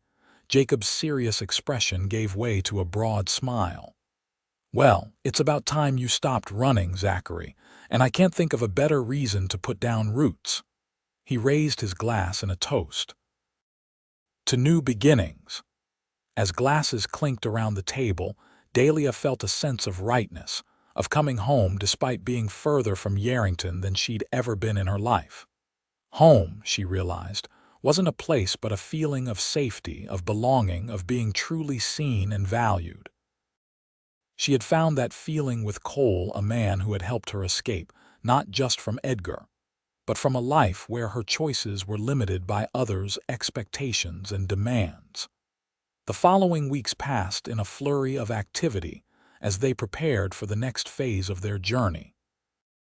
Jacob helped Cole sell the wagon and horses, using the proceeds to purchase more suitable transportation for their move to San Francisco. Mary introduced Dahlia to several of her friends, who commissioned small sewing projects that allowed Dahlia to begin building a modest nest egg beyond the money Jacob had provided. Most importantly, Jacob consulted a lawyer friend about the legality of Thomas's will. The terms were unusual enough to raise suspicions.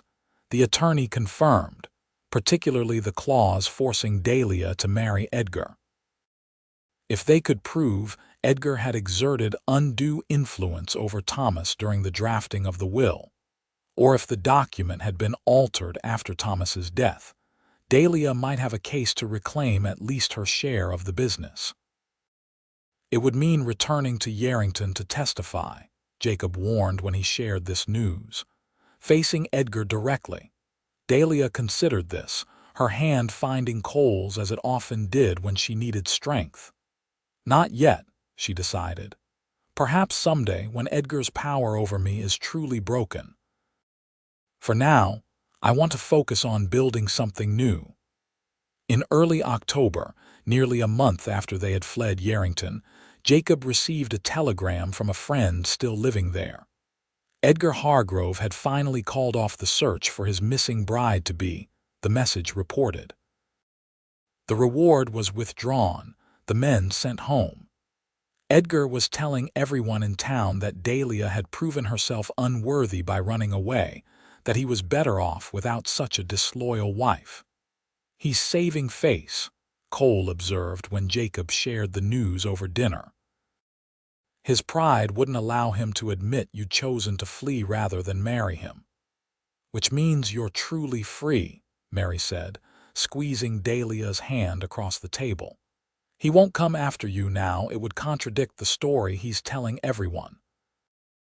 The relief Dahlia felt at this news was profound. Though she had been feeling increasingly secure in Sacramento, the specter of Edgar's pursuit had lingered in the back of her mind, casting a shadow over her growing happiness with Cole. That night, as they walked in Jacob and Mary's garden under a canopy of stars, Cole took Dahlia's hands in his expression more open and vulnerable than she had ever seen it. "I've been thinking," he began, his voice low and serious, "about our plans for San Francisco. About what we discussed that night by the river." Dahlia's heart quickened. "Yes, I know we agreed to give ourselves time," Cole continued, "to be sure that what we feel is real and not just a response to everything we've been through together." "I remember," Dahlia said softly, though in truth, her own feelings had only grown more certain with each passing day. Cole drew a deep breath as if gathering courage. "The thing is, Dahlia, I don't need more time. I've spent 13 years drifting, never staying anywhere long enough to form connections. But from the moment I met you, from the first time I saw that stubborn determination in your eyes, something changed." He released one of her hands to reach into his pocket, withdrawing a small, simple ring, a band of gold with a single modest pearl.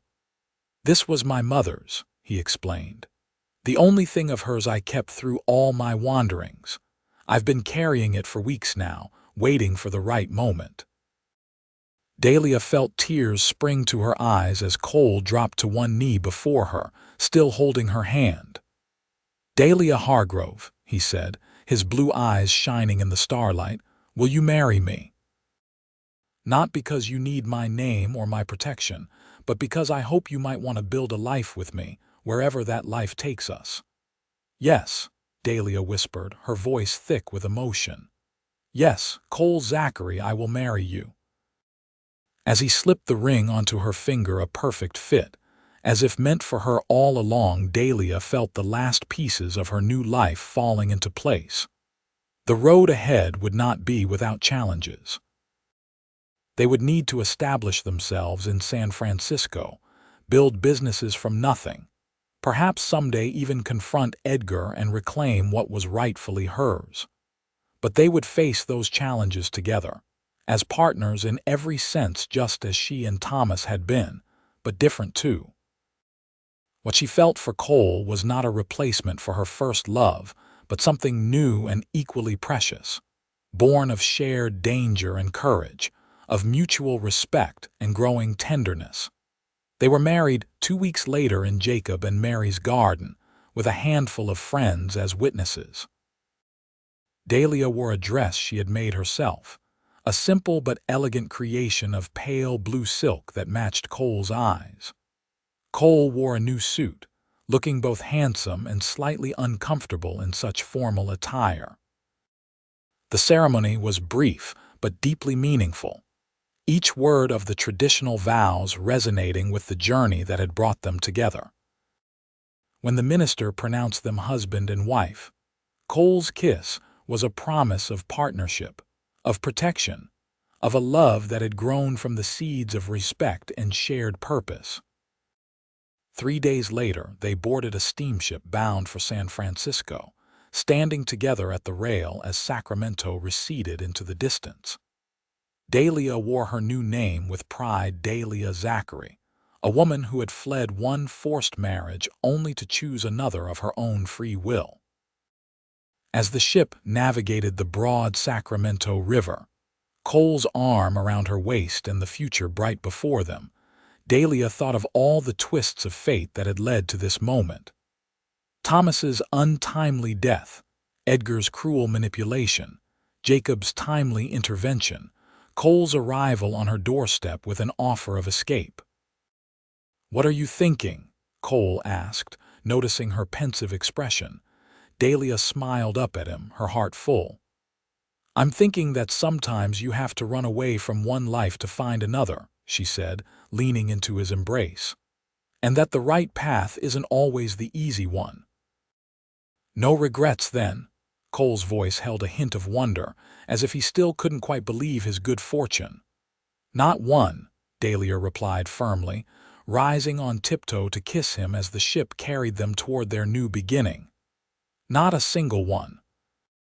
3 years later, Dahlia stood in the bay window of her San Francisco dressmaking shop, watching the fog roll in from the Pacific.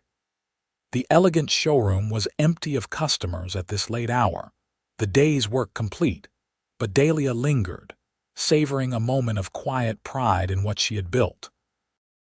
Madame Zachary's had become one of the city's most sought-after establishments for ladies' fashion, its reputation for quality and style spreading through San Francisco society with remarkable speed.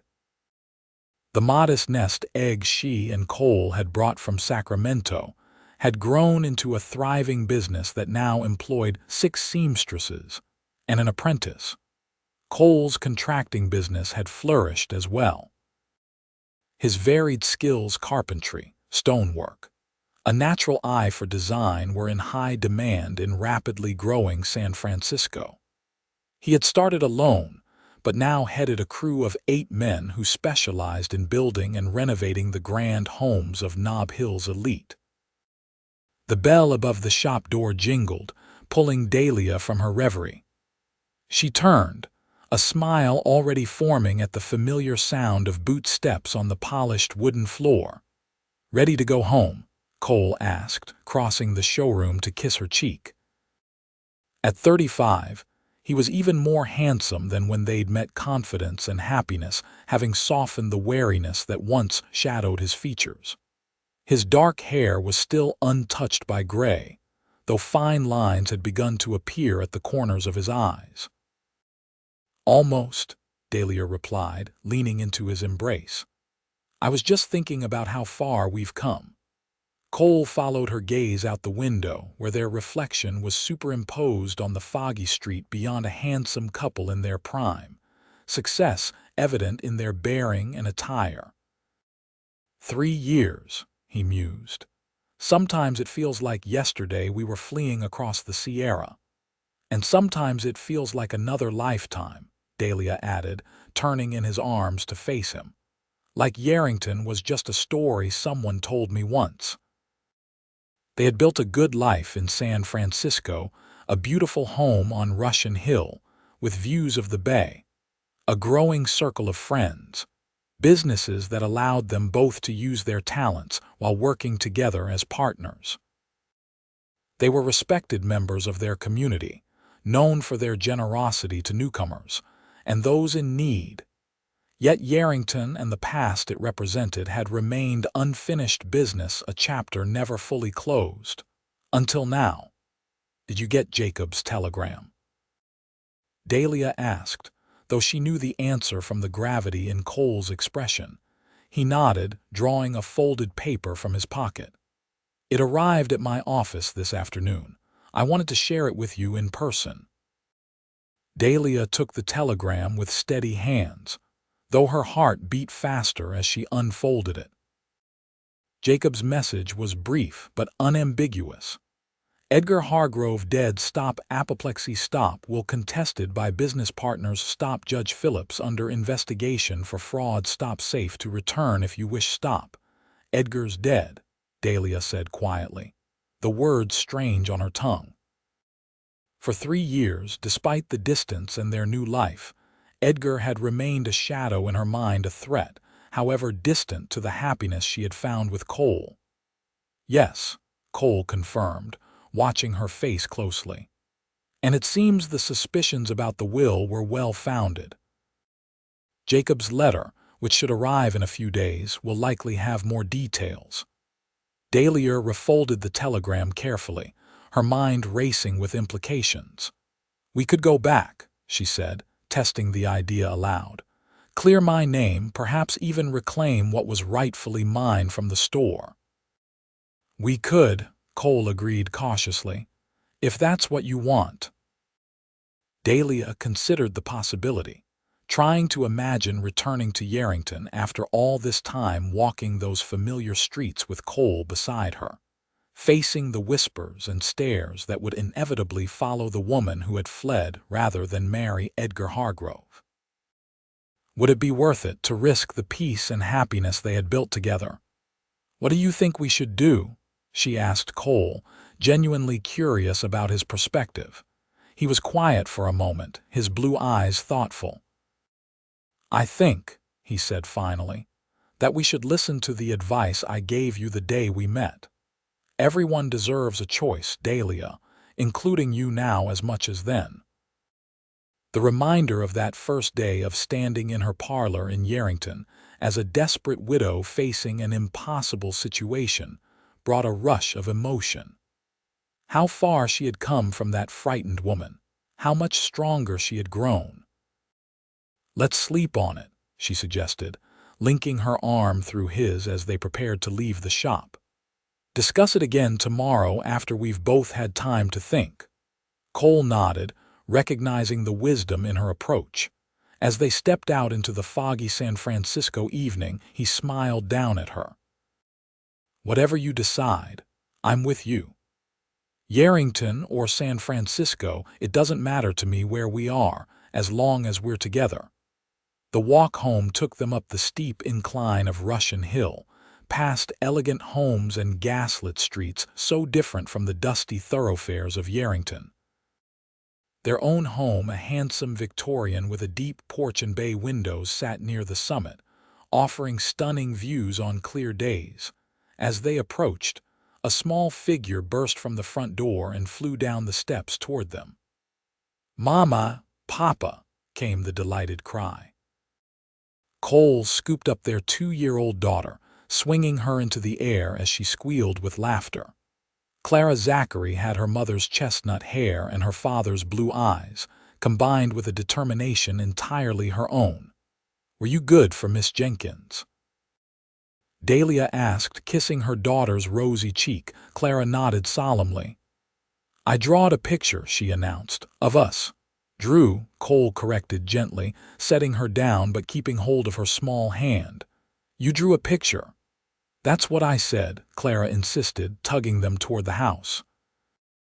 Come see, the nursemaid, Miss Jenkins, met them at the door with an apologetic smile. She insisted on staying up until you returned, she explained. I hope that's all right. Of course, Dahlia assured her. Thank you for today, Miss Jenkins. We'll see you tomorrow. After the nursemaid had departed, and Clara had proudly displayed her artwork, a charming if incomprehensible collection of lines and circles that she claimed represented their family, they settled into their evening routine. Bath time for Clara, a story read by Cole in his expressive voice, then tucking her into bed with kisses and whispered, I love you, S. Later, as they sat together in their comfortable parlor so different from the modest one in Yarrington, where their journey together had begun, Dahlia returned to the question raised by Jacob's telegram. I've been thinking, she said, setting aside her sewing, about Yarrington. Cole looked up from his book, giving her his full attention. And? I don't think we need to go back, Dahlia said slowly, the decision crystallizing as she spoke it aloud. Not to stay, at least. What would be the point? To prove to the town that I was right to flee. To reclaim a business that's likely in disarray after Edgar's mismanagement. She moved to sit beside Cole on the sofa, taking his hand in hers. Everything I truly value is here, you, Clara, the life we've built together. Going back would mean looking backward, and I'd rather keep moving forward. Relief and approval warmed Cole's expression. You're sure? You wouldn't regret leaving that chapter unresolved? Dahlia considered the question seriously.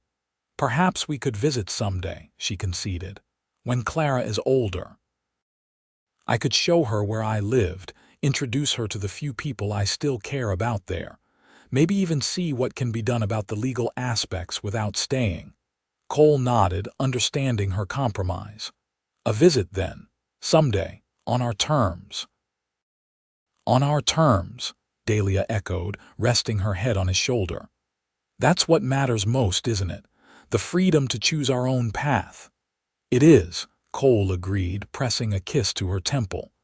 It's what I promised you that first day and what I'll promise you every day for the rest of our lives. As the fog swirled outside their windows and the fire crackled in the hearth, Dahlia reflected on the strange, winding path that had brought her to this moment of contentment. From a widow forced toward an unwanted marriage to a successful businesswoman and beloved wife and mother, a journey made possible by one desperate decision to flee, and by the cowboy who had helped her escape before the ceremony. In the end, she thought as she tilted her face up for Cole's kiss, it wasn't the escaping that had mattered most, but what she had run toward. A life of her own choosing with a man who understood that love, true love, could only exist where there was freedom to choose it.